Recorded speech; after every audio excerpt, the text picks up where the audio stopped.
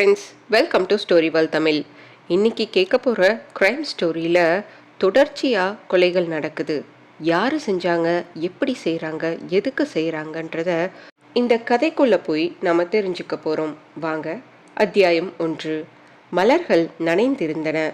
பனி விதவைக்கான ஆடையை நெய்து கொண்டிருந்தது. தவளைகள் கச்சேரிக்கு முன்னால் கனைத்து கொண்டன. வெளிச்சம் தலைமறைவாகிவிட்டது. விரிக்கப்பட்ட கத்திரிக்கோள் போல கைகளையும் கால்களையும் பரப்பிக்கொண்டு அவன் கிடந்தான். மண்டையிலிருந்து இன்னும் இரத்தம் புறப்பட்டு ஈரமான மண் தரையில் கொட்டி பரவிக்கொண்டிருந்தது. அவனிடம் முனகல் இல்லை, ஏனென்றால் வலி இல்லை, ஏனென்றால் மூச்சு இல்லை. 5 நிமிடத்திற்கு முன்னால் அந்த தலையின் உள்ளே மூளை நாளைய திட்டம் ஒன்றை யோசித்திருக்கும். நாளைக்கு ஊருக்கு பணம் அனுப்பணும், நாளைக்கு சவரம் செய்து கொள்ளணும், நாளைக்கு தையல் கடையிலிருந்து சட்டை வாங்கணும், நாளைக்கு சர்ச்சுக்கு போகணும், நாளைக்கு சினிமா பார்க்கணும், நாளைக்கு. இப்போது நீர்கொண்டை போட்ட அரையடி உயர புல் சுற்றிலும் சினுங்க அந்த பங்களாவின் பின்புறத்தில் அனாதையாய் கிடந்தான் அவன். தவறு கிடந்தது அது. அத்தியாயம் 2. இப்போது உங்களின் 5 பொன்னிமிடங்களை செலவு செய்து சில குப்தாக்களை அறிந்து கொள்கிறீர்கள். அப்புறம் நாம் மலையேறுகிறோம். நம் தேசத்தை ஆண்ட குப்த வம்சத்து நபர்கள் இல்லை. இனி ஒரு 100 பக்கம் நடமாடப் போகிற நம்மவர்கள். அழுக்கு இருந்தால் கழுவிவிட்டு கை குலுக்க தயாராகுங்கள். மோகன்ராம் குப்தா. இவர் பெயர் மட்டும்தான் அடிக்கடி வரும். புதைத்த இடத்தின் மேலே 3/4 அடிக்கு புல் இருக்கிறது.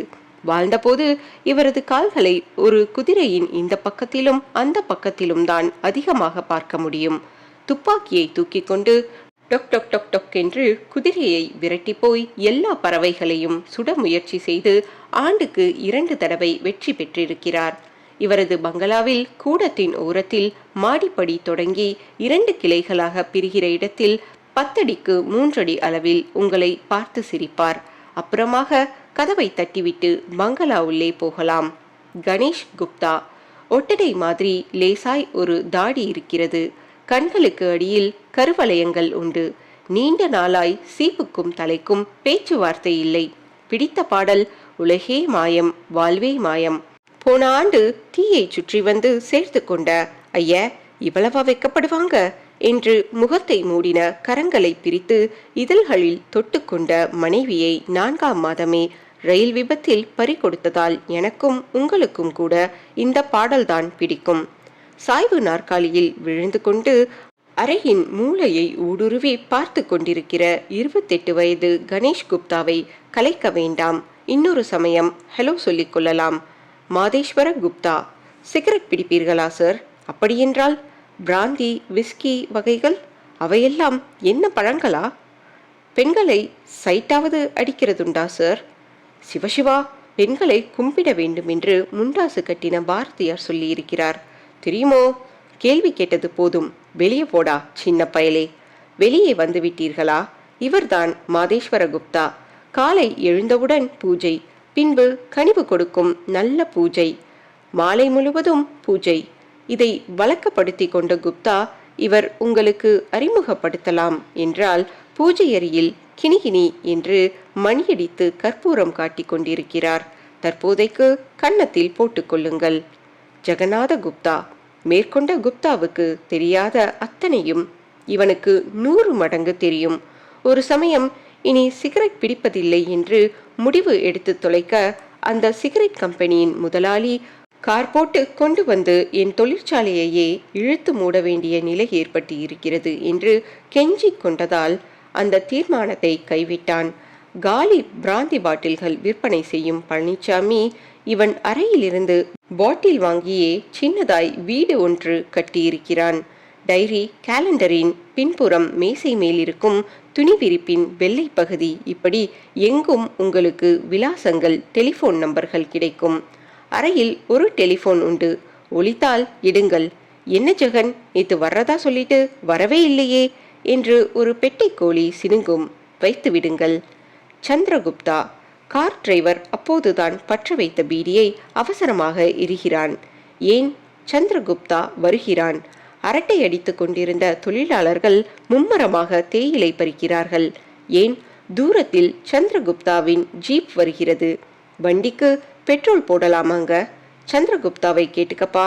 இன்னைக்கு சம்பளம் கொடுத்துடலாமா? சந்திரகுப்தா ஊர்ல இருந்து வந்துடட்டும். இந்த கல்யாணத்துக்கு போறதா வேணாமா? சந்திரகுப்தா எப்படி சொல்றானோ அப்படி செய். பொறுப்பான இந்த சந்திரகுப்தாவுக்கு கொஞ்சமும் பயப்படாத பெண் ஒருத்தி உண்டு. அவளுக்கு தண்ணீரை அவன் முகத்தில் சிதறடிக்க உரிமையுண்டு. எவ்வளவு நேரம் உங்களுக்காக காத்திருக்கிறது, உங்க கூட டூ என்று செய்ய உரிமையுண்டு.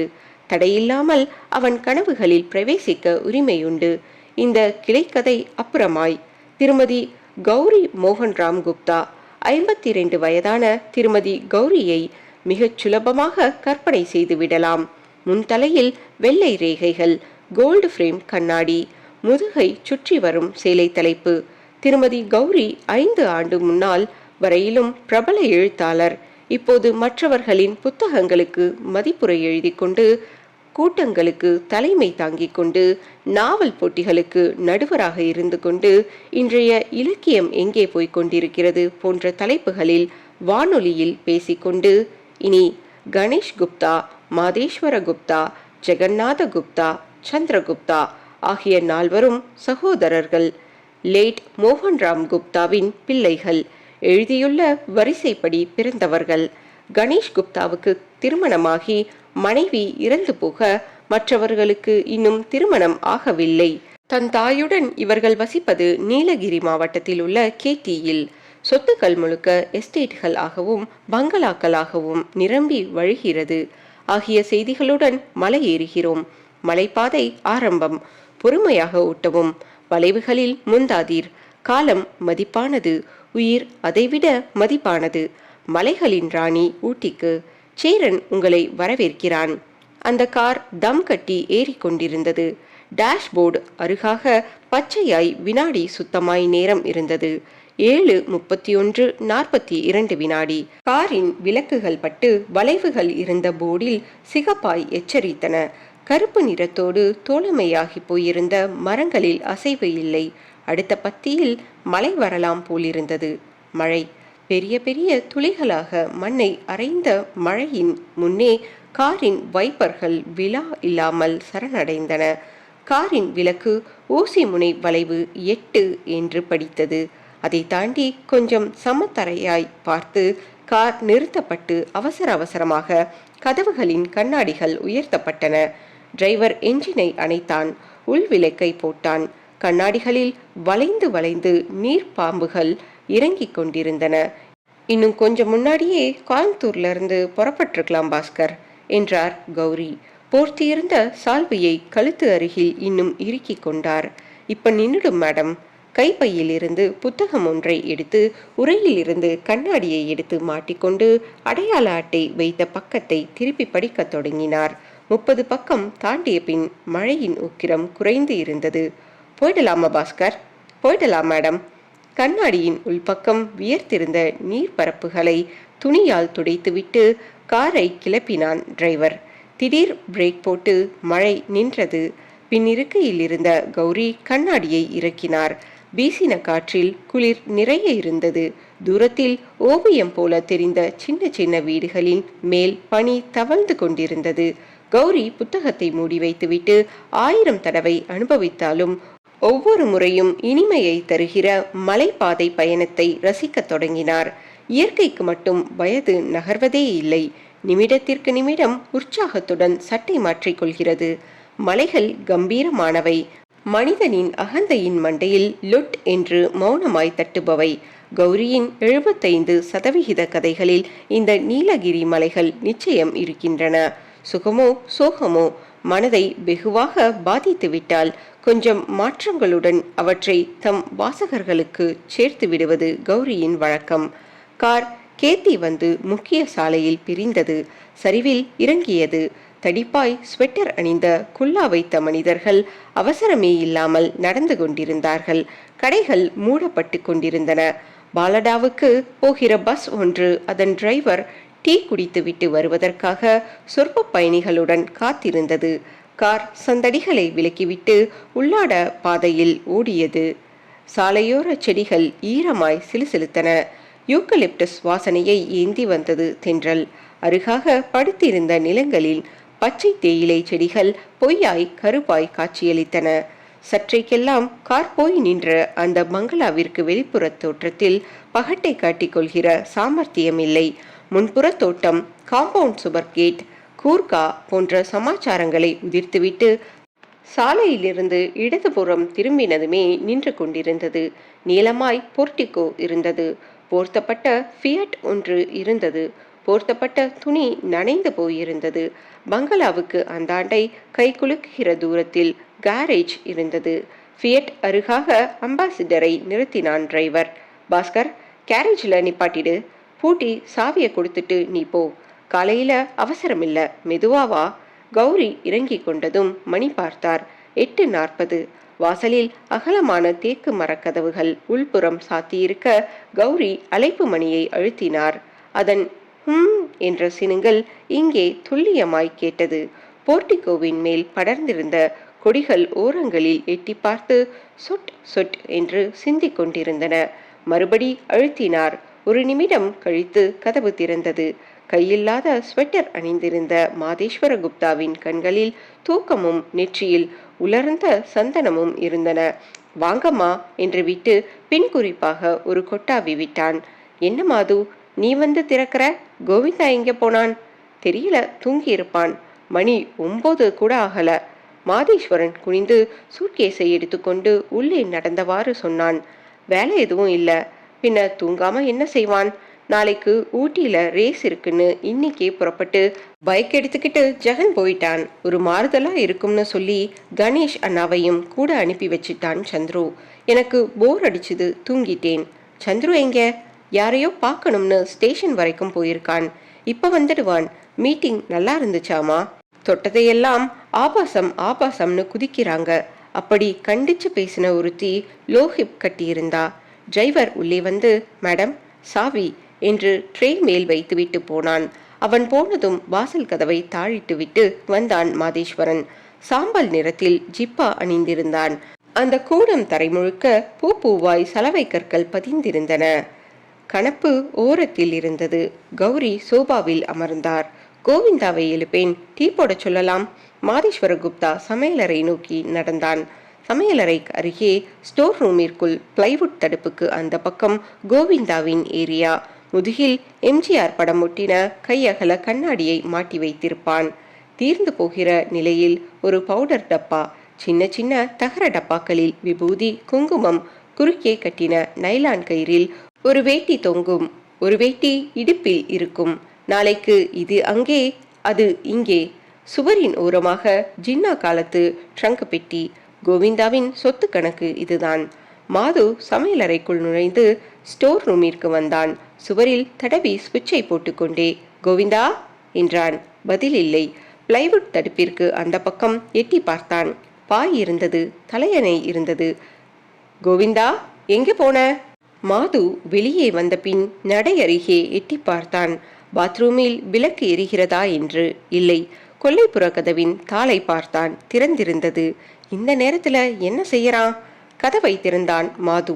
முகத்தில் அடித்தது இருட்டான காற்று. கோவிந்தா. போட்டோ மாதிரி சூழ்நிலை அமைதியாய் இருந்தது. மறுபடி சற்று உறக்க அழைத்தான். சற்று உறக்க அமைதியாயிருந்தது. வேகமாக உள்ளே வந்தான். அம்மா, கோவிந்தாவை காணோம். பாய் மட்டும்தான் இருக்கு. பாத்ரூம்லயும் இல்ல, கொல்ல பக்கம் கதவு திறந்திருக்கு. கூப்பிட்டு பார்க்கற, பதில் இல்லம்மா. எங்க போயிருப்பான்? ராஸ்கல் என்றார் கௌரி. முகம் சற்று சிவந்து போனது. எங்க போயிருக்கான்னு எனக்கு தெரியும். அந்த தியேட்டருக்கு தான் போயிருக்கான். சொல்லாம இந்த மாதிரி இவன் போறது 2வது தடவை. கொல்ல பக்க கதவை இழுத்து தாள் போடு சொல்றேன். ராத்திரி பூரா வெளியில தூங்கட்டும். காலையில பேசிக்கலாம். செகண்ட் ஷோ போடுறாங்களாமா தியேட்டர்ல? தெரியல. போடுறாங்கன்னு தான் நினைக்கிறேன். இல்லைன்னா ஏன் போறான் அவன்? நீங்க ரூமுக்கு போங்கம்மா, நான் டீ போட்டு எடுத்துட்டு வரேன். வேணாம் வேணாம், நீ போய் படு, நான் போட்டுக்கிறேன். சந்துரு வந்துடட்டும், அவன் கூட கொஞ்சம் பேசணும். பேசிட்டு தான் நான் படுக்க போகணும். மாதேஸ்வரன் கொள்ளை கதவை மூடிவிட்டு படிகளில் ஏறி தன் அறைக்கு போன சிறிது நேரத்தில் ஜீப் வந்து நிற்கிற ஓசையும் வாசல் கதவு திறக்கப்படுகிற ஒளியும் கேட்டன. எப்பமா வந்தீங்க என்று உள்ளே வந்தான் சந்துரு. 1/4 மணி ஆச்சு, உட்காரு. ஸ்டவ்ல பால் வச்சிருக்கேன், டீ போட்டு கொண்டுட்டு வரேன். ஏன், கோவிந்தா என்ன ஆனான் என்றான் சந்துரு. அத்தியாயம் 3. கேடி ஸ்டேஷனின் சப் இன்ஸ்பெக்டர் முகமது யூசஃபிற்கு தாடை மழமழவென்று இருந்தது. எதிரே சோபாவில் அமர்ந்திருந்த கௌரியையும் சந்துருவையும் மாதேஸ்வரனையும் ஒரு முறை பார்த்து கொண்டார். காற்றில் சரவிளக்குகள் அசைந்து சன்னமாக ஒளி எழுப்பின. டீ கோப்பையை ட்ரே மேல் வைத்தார் யூசப். அருகில் நின்று கொண்டிருந்த கான்ஸ்டபிள் பால் பாயிண்ட் பேனாவின் தலையை அமுக்கிக் கொண்டார். கையில் இருந்த நோட்டில் எச்சில் தொட்ட கட்டை விரலால் பக்கம் புரட்டினார். இன்ஸ்பெக்டர், கோவிந்தா அவ்வளவு நல்லவன். அவனுக்கு கோபம் வந்தா அவன் முகம் எப்படி இருக்கும்னு கூட எங்களுக்கு தெரியாது. அவனுக்கு நேர்ந்திருக்கிற முடிவு கொடூரமானது என்றான் சந்திரகுப்தா. காலர் இல்லாத பனியன் அணிந்திருந்தான். யூசப் தலையை ஆட்டிக்கொண்டார். அப்படியா, சரி, ஊட்டியிலிருந்து டிஎஸ்பி வந்துடட்டும். அவர் வந்ததும் பாடியை ரிமூவ் பண்ணிடுறேன். அதுக்குள்ள எஃப்ஐஆர் ரெடி பண்ணிடலாம்னு தான் உங்களை எல்லாம் விசாரிக்கிறேன். நீங்க என்ன யூகிக்கிறீங்க இன்ஸ்பெக்டர்? மறுபடி என்ன இன்ஸ்பெக்டர்னு சொல்றீங்க?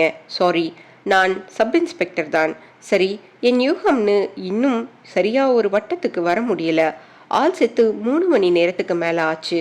சூடு இல்ல, உடம்பு விரைச்சாச்சு. உடம்புல எங்கேயும் ஒரு சின்ன கீறல் கூட இல்ல. மண்டை சுத்தமா பிளந்து ஏராளமா ரத்தம் வெளியேறிடுச்சு. ஆகையினால கொலையாளிக்கும் இவனுக்கும் போராட்டம் எதுவும் நடந்ததா தெரியல. நல்ல கனமான ஒரு பொருளால, கம்பியோ இரும்போ எதுவோ ஒன்னால பின்மண்டையில அடி வாங்கி இருக்கான். இவ்வளவுதான் நான் பார்த்தது, உணர்ந்தது. இனிமே உங்ககிட்ட இருந்து செய்திகளை வாங்கி அப்புறம் நானே யூகத்துக்கு வர முடியும். சரி, கொஞ்சம் கேள்விகளுக்கு பதில் சொல்லுங்க மேடம். இறந்து போன ஆள் கோவிந்தானா? கோவிந்தாவா? முழு பேர் என்ன? கௌரி துடைத்து கொண்டிருந்த தன் கண்ணாடியை மாட்டிக்கொண்டார். கோவிந்தான்னு தான் கூப்பிடுறது. அவன் பேர் என்னன்னு கேட்டப்பவும் கோவிந்தான்னு தான் சொன்னான். கோவிந்தா இங்க வேலை பார்க்கறானா? ஆமாம். என்ன வேலை? சமையல் செய்வான், தவிர சொல்ற எல்லா வேலையும் செய்வான். எப்போ இங்க சேர்ந்தான்? 1 வருஷத்துக்குள்ளதான் இருக்கும். யாராச்சும் அனுப்பி வச்சாங்களா? இல்ல, அவனாத்தான் வந்து வேலை கேட்டான். அவன் பயபக்தியோட பேசின விதம் பிடிச்சிருந்தது. ஒழுங்கா இருப்பான்னு வேலை போட்டு தந்தேன். எந்த ஊர்க்காரன்? ராமநாதபுரம் பக்கம்னு சொன்னான். அட்ரஸ் தெரியுமா? யாரும் இல்லை எனக்கு, நான் ஒரு அனாதைன்னு சொன்னான். எப்பவாவது ஒரு தடவை பணம் வாங்கி யாரோ ரொம்ப நெருங்கின நண்பனுக்கு அனுப்புவான். எவ்வளவு? 30-40, அவ்வளவுதான். இந்த வீட்டில் வேற யார் யார் வேலைக்கு இருக்காங்க? டிரைவர் இருக்கான், காலையில வந்துட்டு நைட் போயிடுவான். முத்தம்மானு வேலைக்காரி காலையிலையும் சாயங்காலமும் வந்து வேலைகளை செஞ்சுட்டு போயிடுவாங்க. வேலைக்காரிக்கு என்ன வயசு இருக்கும்? 45 இருக்கும். யூசுப் சிகரெட் எடுத்துக்கொண்டார். கான்ஸ்டபிள் அடுத்த பக்கம் புரட்டினார். உங்க வீட்டில் யார் யார் இருக்கீங்க? நானும் என் 4 மகன்களும் இருக்கோம். இவன் மாதேஸ்வர குப்தா, 2வது பையன். இவன் சந்திரகுப்தா, கடைசி பையன். இவன்தான் எஸ்டேட்ஸ் வரவு செலவு எல்லாம் பார்த்துக்கிறான். மற்ற 2 பேரு நாளைக்கு ஊட்டியில ரேஸ் நடக்குதுன்னு இன்னிக்கே போயிட்டாங்க. இன்னிக்கே எதுக்கு? அங்க எங்களுக்கு மங்களா இருக்கு. நீங்க என்ன நினைக்கிறீங்க மேடம்? கோவிந்தா மேல கொலை செய்கிற அளவுக்கு விரோதம் உள்ளவங்கன்னு யாரையாச்சும் சந்தேகப்படுறீங்களா? அவனுக்கு யாருமே கிடையாதே சார். அன்பு காட்டுறதுக்கும் ஆள் இல்ல, சண்டை பண்ணவும் ஆள் இல்ல. என்னால அப்படி யாரையும் நினைச்சு பார்க்க முடியல. யூசுப் எழுந்தார். பேண்டை வயிற்றின் மேல் சற்று ஏற்றி கொண்டார். மிஸ்டர் சந்திரகுப்தா, அவரோட பொருள்கள் எல்லாம் எங்க வச்சிருக்கார்? எனக்கு காட்டுங்களேன். வாங்க. சமையலறை நோக்கி நடந்தான் சந்துரு. கான்ஸ்டபிள் ஒரு கொட்டாவியை கடித்துவிட்டு மணி பார்த்தார். 1:05. சை, என் திருமண நாள் அன்னைக்கா ஒரு கொலவிலனும்? காத்திருந்து பார்த்துவிட்டு தூங்கி போயிருப்பாள். இல்லை, இன்னும் விழித்திருப்பாளா? யூசுஃபை தொடர்ந்தார் கான்ஸ்டபிள். இடுப்பில் 2 கைகளையும் வைத்துக்கொண்டு கோவிந்தாவின் தனியறை பகுதியை பார்த்தார் யூசுப். சுவரில் தாமரைப்பூ பென்சில் படம். அதன் மேல் காலண்டரில் இருந்து கவனமாக கத்தரிக்கப்பட்ட காசுகளை கொட்டுகிற லட்சுமி. இந்த பக்கம் விமல், கேலண்டரில் ஸ்ரீதேவி. ட்ரங்க் பெட்டியை திறந்தார். ஒரு மடிக்கப்பட்ட வேஷ்டியும் சலவையிலிருந்து வந்த ஒரு பனியனும் இருந்தன. 16 வயதிலே புத்தகம், சின்ன யூக்கலிப்டஸ் தைல பாட்டில், மூடியில்லாத ஒரு பேனா, ஒரு நூல் கண்டும் அதில் குத்தப்பட்ட ஊசியும், 2 மணி ஆர்டர் தொகை பெற்றுக்கொண்டதற்கான அட்டைகள். அவற்றை எடுத்து படித்தார். வே. சின்னையன், மைனர் தெரு, தேவக்கோட்டை என்பவர் பணம் பெற்றிருந்தார். பணம் 30 ரூபாய் இரண்டிலும். பையில் திணித்து கொண்டார் அட்டைகளை. மேலும் சிறிது நேரம் அங்கு ஆராய்ந்து விட்டு கேட்டார். மிஸ்டர் சந்திரகுப்தா, நீங்க என்ன அபிப்பிராயப்படுறீங்க? அம்மா சொன்ன மாதிரி தான் சார். என்னாலையும் கோவிந்தாவுக்கு ஒரு விரோதிய கூட கற்பனை பண்ண முடியல. இந்த மணி ஆர்டர்கள் ஏன் அனுப்பினான்னு எதுவும் தெரியுமா? தெரியாது சார். இந்த சின்ன எண்ணை பற்றி எதுவும் எப்பவும் பேசியிருக்கானா? இல்லை. பொதுவாகவே நாங்கள் ஒர்க்கர்ஸ் கிட்ட அனாவசியமாக பேச்சுக்களை வச்சுக்கிறது இல்லை. நாம் ஏதாச்சும் ஒரு கோணத்தில் இறங்கி ஆகணும் மிஸ்டர் சந்திரா. நடந்திருக்கிறது ஒரு கொடூரமான கொலை. திருட வந்த ஒருத்தன் இடைஞ்சலா வந்த இவனை அடிச்சு போட்டுட்டு ஓடிட்டான்னு கதையை நான் கட்ட முடியாது. பார்த்தோமே, இவ்வளவு ரத்தம், அவ்வளவு ஆத்திரம் அவனுக்கு இருந்திருக்கணும்.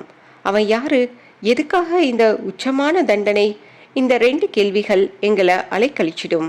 என்னோட பார்வையில நான் பார்த்தது கோவிந்தாங்கிற ஒரு பிணம். ஆனா அவன் உங்க கூட இதே வீட்டுல கிட்டத்தட்ட 1 வருஷம் இருந்திருக்கிறான். எத்தனையோ சந்தர்ப்பங்கள்ல எவ்வளவோ பேசியிருக்கான். நீங்க உதவினாதான் எங்களுக்கு வேலை சுலபமா முடியும். இப்ப வேணாம், நல்லா நிதானமா யோசிங்க. இந்த கொலையோட தொடர்பு படுத்த முடிகிற மாதிரி ஏதாச்சும் நினைவுக்கு வந்தா தவறாம சொல்லுங்க. நிச்சயமா சார் என்றான் சந்துரு. இந்த கோவிந்தாவுக்கு இங்க கேத்தியில ஃப்ரெண்ட்ஸ்னு யாராச்சும் இருக்காங்களா? இவன் எப்பவாச்சும் பார்க்கணும்னு போயிருக்கானா? யாராச்சும் இந்த 1 வருஷத்துல இவனை பார்க்க வந்திருக்காங்களா? எனக்கு தெரிஞ்ச வரைக்கும் 2மே இல்லை சார். உங்களுக்கு தெரிஞ்ச வரைக்கும் நல்லது. இந்த வீட்டில் கோவிந்தாவை தெரிஞ்ச அத்தனை பேரையும் நான் இந்த மாதிரி கேள்விகள் கேட்க வேண்டியிருக்கு. நான் வெளிப்படையா எல்லா கோணத்திலையும் யோசிக்க வேண்டியது இருக்கு. அதனால கேட்குறேன், வேலைக்காரி முத்தம்மாவுக்கும் கோவிந்தாவுக்கும் எதுவும் தொடர்பு இருக்கிற மாதிரி எப்பவாவது சந்தேகப்பட்டிருக்கீங்களா?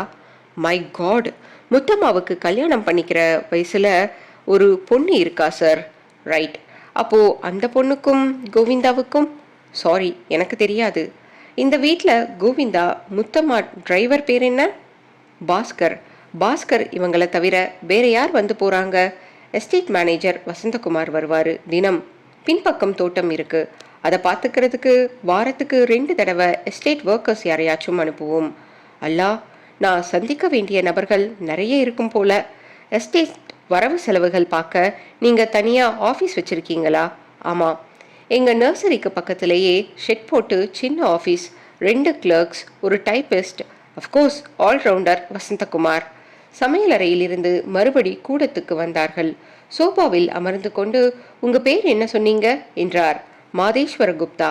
நேத்து சாயங்காலத்திலிருந்து நீங்களும் கோவிந்தாவும் மட்டும்தான் இங்க இருந்ததா சொன்னீங்க இல்லையா? ஆமாம் சார். உங்க அம்மா வந்து கதவை திறந்தப்போ கோவிந்தா தூங்கிட்டு இருக்கான்னு நினைச்சிங்க. அப்புறம் டீ போடுறதுக்காக எழுந்து போனா அவ இடத்துல இல்ல. கொல்லைப்புற கதவு திறந்திருந்துச்சு. சினிமாவுக்கு போயிட்டதா நினைச்சு சாத்திட்டீங்க. அப்புறம் சந்திரகுப்தா வந்து பேசிக்கிட்டு இருந்துட்டு பாத்ரூம் போறதுக்காக கொல்லைப்புறம் வந்தப்போ தூரத்துல யாரோ படுத்திருக்கிற மாதிரி தெரிஞ்சு டார்ச் எடுத்து வந்து பார்த்து பயந்து போய் எனக்கு ஃபோன் பண்ணினார். இதுதானே நடந்தது? ஆமாம்.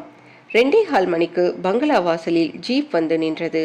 டிஎஸ்பியும் மஃப்டியில் இருந்த இன்ஸ்பெக்டர் மற்றும் 3 பேர்களும் உள்ளே வந்தார்கள். அத்தியாயம் 4. தன் வாட்சை பார்த்து கொண்டு குட் மார்னிங் சார் என்றார் யூசப்.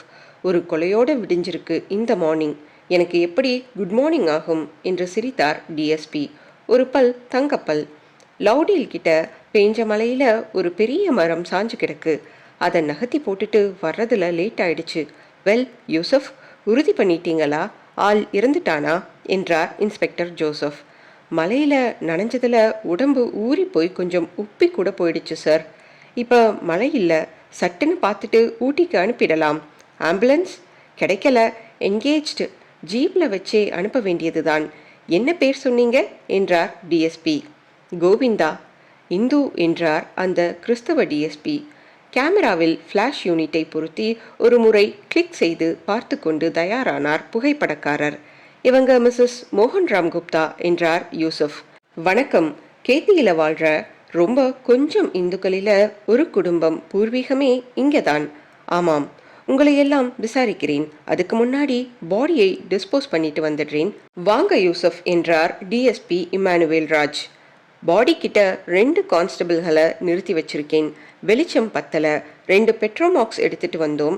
கொல்லப்புறம் தோட்டத்துல கிடக்குது பாடி என்றவாறு முன்னால் நடந்தார் யூசப். என்னாச்சு ஜோசப்? மரத்தை தூக்கி போட்டப்போ கையில கீறிடுச்சா என்றார் கையை பிடித்தபடி கூட நடந்த இன்ஸ்பெக்டரிடம் டிஎஸ்பி. பெருசா காயமில்ல, லைட்டா ரத்தம், கொஞ்சமா எரிச்சல், இட்ஸ் ஆல் ரைட் என்று தன் கைக்குட்டையை உள்ளங்கை மேல் சுற்றி கொண்டார் ஜோசப். பின்பக்கம் தோட்டத்தை அடைந்தார்கள். 7-8 கோந்து மரங்கள் நின்றன. வேலி என்று எதுவும் தெரியவில்லை. முன்புறம் போலவே பின்புறமும் யார் வேண்டுமானாலும் தடையில்லாமல் பிரவேசிக்கலாம் போல அமைந்திருந்தது. 2 பெட்ரோமாக்ஸ் விளக்குகள் மண்ணெண்ணெயை குடித்து கொண்டிருந்தன. வானம் பார்த்தபடி கோவிந்தா கிடந்தான். தலை வலப்புறம் தொங்கியிருந்தது. கன்னம், காது, புருவம் எல்லாம் இரத்தம் வழிந்து ஓடியிருந்தது. தலையின் பின்பக்கம் சிதைந்து போயிருந்தது. அருகே கெட்டியாய் உறைந்து போயிருந்தது இரத்தம். சட்டை மட்டமான உள்ளன் கருப்பு கோட்டுக்கு வெளியே திமிரியிருந்தது. கோட்டின் எல்லா பட்டன்களும் கழன்று ஒரே ஒரு கடைசி பட்டன் வயிற்றுக்கு அருகாக மாட்டிக்கொண்டிருந்தது. தொடை வரைக்கும் வேட்டி சுருண்டிருந்தது, நனைந்திருந்தது. சகதியின் அழுக்கை தவிர வேறு இரத்தக்கரைகள் வேட்டியில் இல்லை. மார்பின் குறுக்காக கைகளை கட்டிக்கொண்டு கொஞ்ச நேரம் கீழேயே பார்த்து கொண்டிருந்தார் இமானுவேல் ராஜ். ஆயுதம் கிடைச்சதா யூசப்? இல்ல, கிடைக்கல. ஜோசப் பிணத்தை ஒரு தரம் சுற்றி வந்தார். வெளிச்சம் பத்தாது. ஆயுதமோ தடயமோ நமக்கு கிடைக்கிற அதிர்ஷ்டத்தை மறுபடி பெருசா மழை வந்தா அடிச்சிட்டு போயிடும். நாளைக்கு வர்ற சூரியனுக்காக காத்திருக்க முடியாது. கனகராஜ், இங்க வாங்க. ஜீப்ல வயர்ஸ் இருக்கு, 1000 வாட்ஸ் பல்ப் இருக்கு. வீட்டு கொல்லை பக்கத்துல 2 பாத்ரூம் அதோ இருக்கு பாருங்க. அங்கிருந்து கனெக்ஷன் கொடுத்துட்டு கொண்டுட்டு வாங்க என்றார் டிஎஸ்பி. என்ன யூசப், என்ன தெரிஞ்சுக்கிட்டீங்க அவங்க கிட்ட இருந்து? உருப்படியா எதுவும் இல்லை சார். இவன் வேலைக்காரன், ரொம்ப நல்லவன்கிறாங்க. இவனுக்கு விரோதம் கூட இருக்குமான்னு திருப்பி கேட்குறாங்க. அவங்களால யாரையும் சந்தேகப்பட முடியல. நிறைய பேர் விசாரிக்க வேண்டிய வரும்னு நினைக்கிறேன். இன்ஸ்பெக்டர் சொன்ன கோணங்களில் கோவிந்தாவை கேமராவினுள் நெகட்டிவ்களில் படுக்க வைத்தார் போட்டோகிராஃபர். கோவிந்தாவின் விரல்களை பிரித்து நகங்களுக்குள் பஞ்சு செலுத்தி சேகரித்து பாட்டிலில் போட்டார் ஒருவர். சட்டையிலே எதுவாச்சும் இருக்கா யூசப்? இல்லை சார், ஒரே ஒரு 50 பைசா இருந்துச்சு. படுத்து தூங்கிட்டு இருந்தவன் சார். பாதி தூக்கத்துல ஒன்று இவனா பின்பக்கம் வந்திருக்கணும், இல்லைனா பின்பக்க கதவை தட்டி இவனை இங்கே வரவழைச்சிருக்கணும். அப்போ அந்த கதவுலையும் ரேகை பார்த்துடுங்க மாணிக்கம். சரி சார். கோட் பாக்கெட்டுகளில் பார்த்தீங்களா? பிணத்தின் அருகே குந்தி உட்கார்ந்தார் ஜோசப். பார்த்துட்டேன், ஒன்றும் இல்லை என்றார் யூசப். வேட்டிக்கு அடியில் அண்ட்ராயரா இல்லை? சாரி, பார்க்கல. பார்த்திருக்கணும் யூசப். கோட்டை சற்று வயிற்றுக்கு மேல் ஏற்றிவிட்டு இடுப்பில் செருகியிருந்த வேட்டியை தளர்த்தினார் ஜோசப். கோடு கோடாய் போட்ட துணியில் அண்ட்ராயர் அணிந்திருந்தான். அரைஞான் கயிற்றில் ஒரு தாயத்து இருந்தது. இமானுவேல் தன் சிகரெட்டுக்கு கொல்லி வைத்து கொண்டார். அண்ட்ராயருக்கு பாக்கெட் இருக்குதா பாருங்க ஜோசப். இருக்குது சார். ஜோசப் தன் கையை பாக்கெட்டுக்குள் நுழைப்பதில் சற்று சிரமம் இருந்தது. கோவிந்தாவை பக்கவாட்டில் நகர்த்தி புரட்டினார். கனமேறி இருந்தது. ஈரமான டிராயரில் பாக்கெட்டுக்குள் கையை நுழைத்தார். ஒண்ணுமில்ல சார், எம்டி என்றவர் தன் புருவங்களை சுருக்கினார். என்ன ஜோசப்? விரல்ல எதுவோ தட்டுப்படுது, ஆனா எடுக்க வர மாட்டேங்குது. நனைஞ்சதால துணியோட ஒட்டிக்கிருக்கு. ஒட்டி இருக்கா? என்ன? பேப்பர் மாதிரி தெரியுது சார். வெயிட், ஜாக்கிரதையா கிழிஞ்சிடாம எடுங்க. அப்படியே துணியோடு சேர்த்து வெளியில கையை எடுங்க பார்க்கலாம். எடுத்தார். 2ஆக மடிக்கப்பட்ட சினிமா டிக்கெட் சைஸில் இருந்த நன்றாக நனைந்து போன காகித துண்டை மெதுவாக பீத்து விடாமல் எடுத்துக்கொண்டு எழுந்தார். பெட்ரோமாக்ஸ் விளக்குகள் அருகாக அதை வாங்கி எடுத்துச் சென்றார் இமானுவேல் ராஜ். உள்ளங்கையில் வைத்து மெதுவாக மடிக்கப்பட்ட அதை விரித்தார். இங்கில் எழுதப்பட்ட ஒரு வரி நீரில் நனைந்ததால் கலைந்திருந்தது.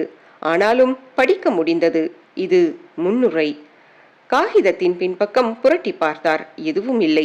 ஜோசஃபை பார்த்தார். என்ன இது? இது முன்னுரைன்னு எழுதியிருக்கு. யார் எழுதினா இத? எதுக்காக இதை போய் பாக்கெட்ல வச்சிட்டு இருக்கான்? என்ன இதுக்கு அர்த்தம்? எனக்கும் எதுவும் புரிஞ்சுக்க முடியல சார்.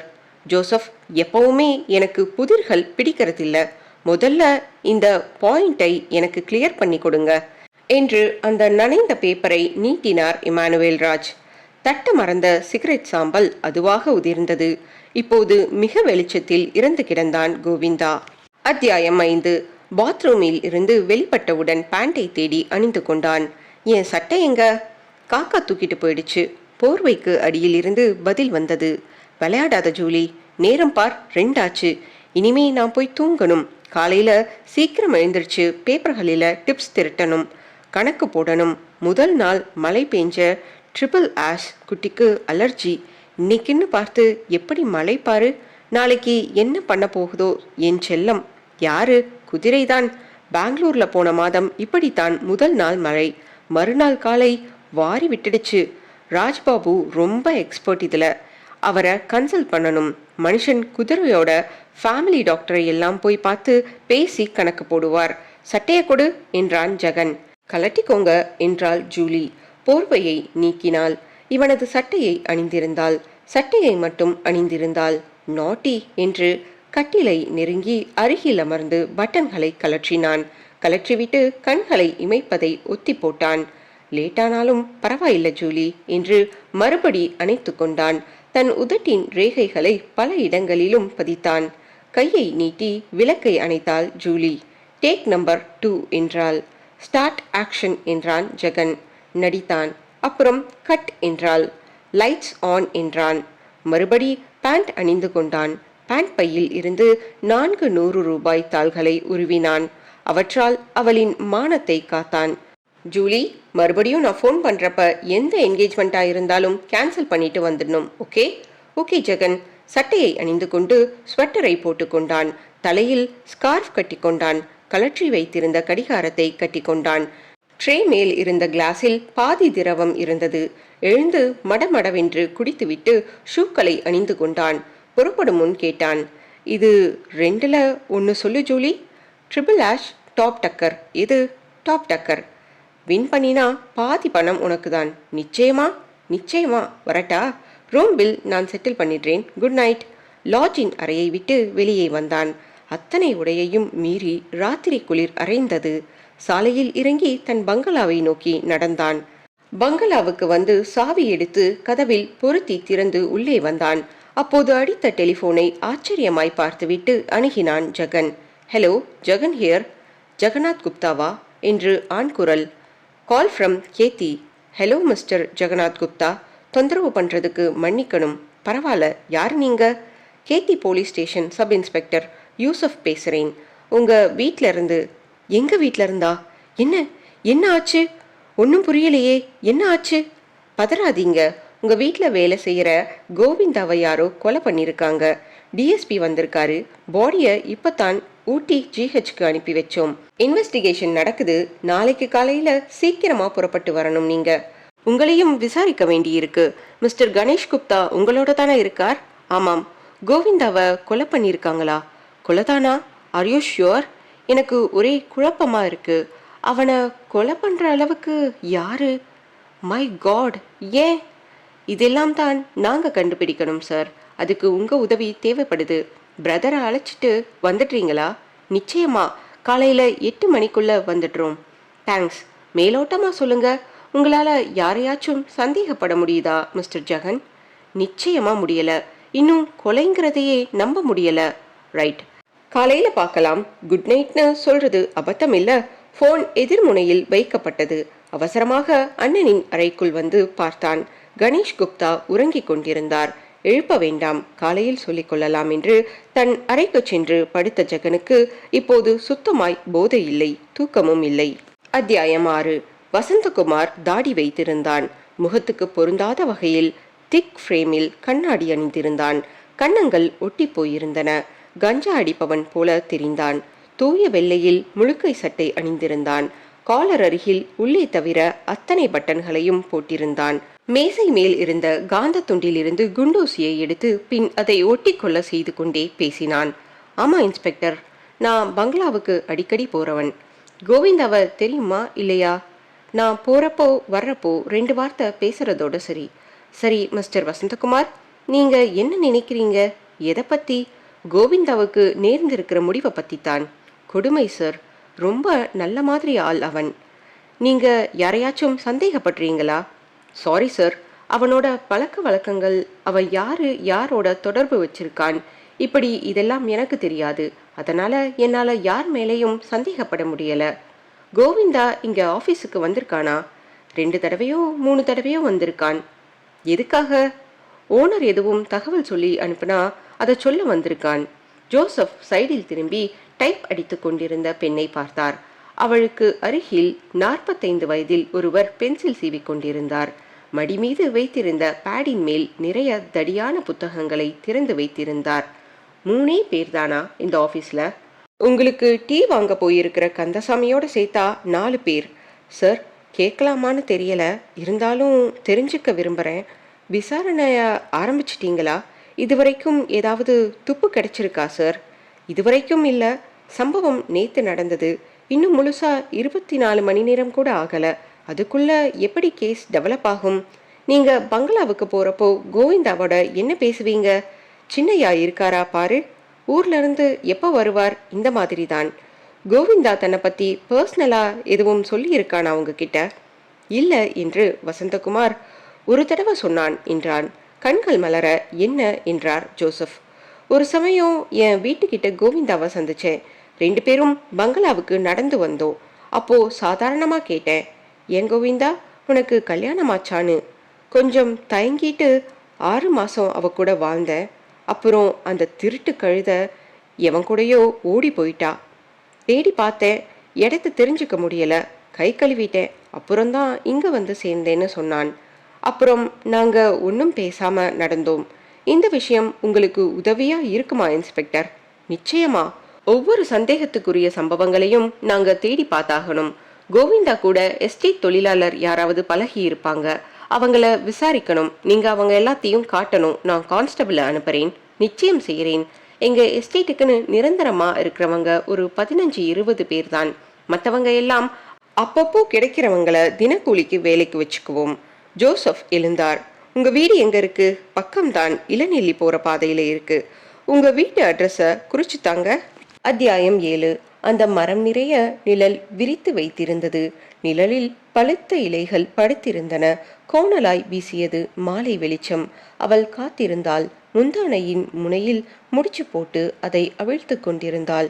வெறுப்பாய் ஒரு தரம் சே சொன்னாள். சற்றைக்கெல்லாம் அவள் விழி மலர்ந்தது. தூரத்தில் சந்திரகுப்தா வந்து கொண்டிருந்தான்.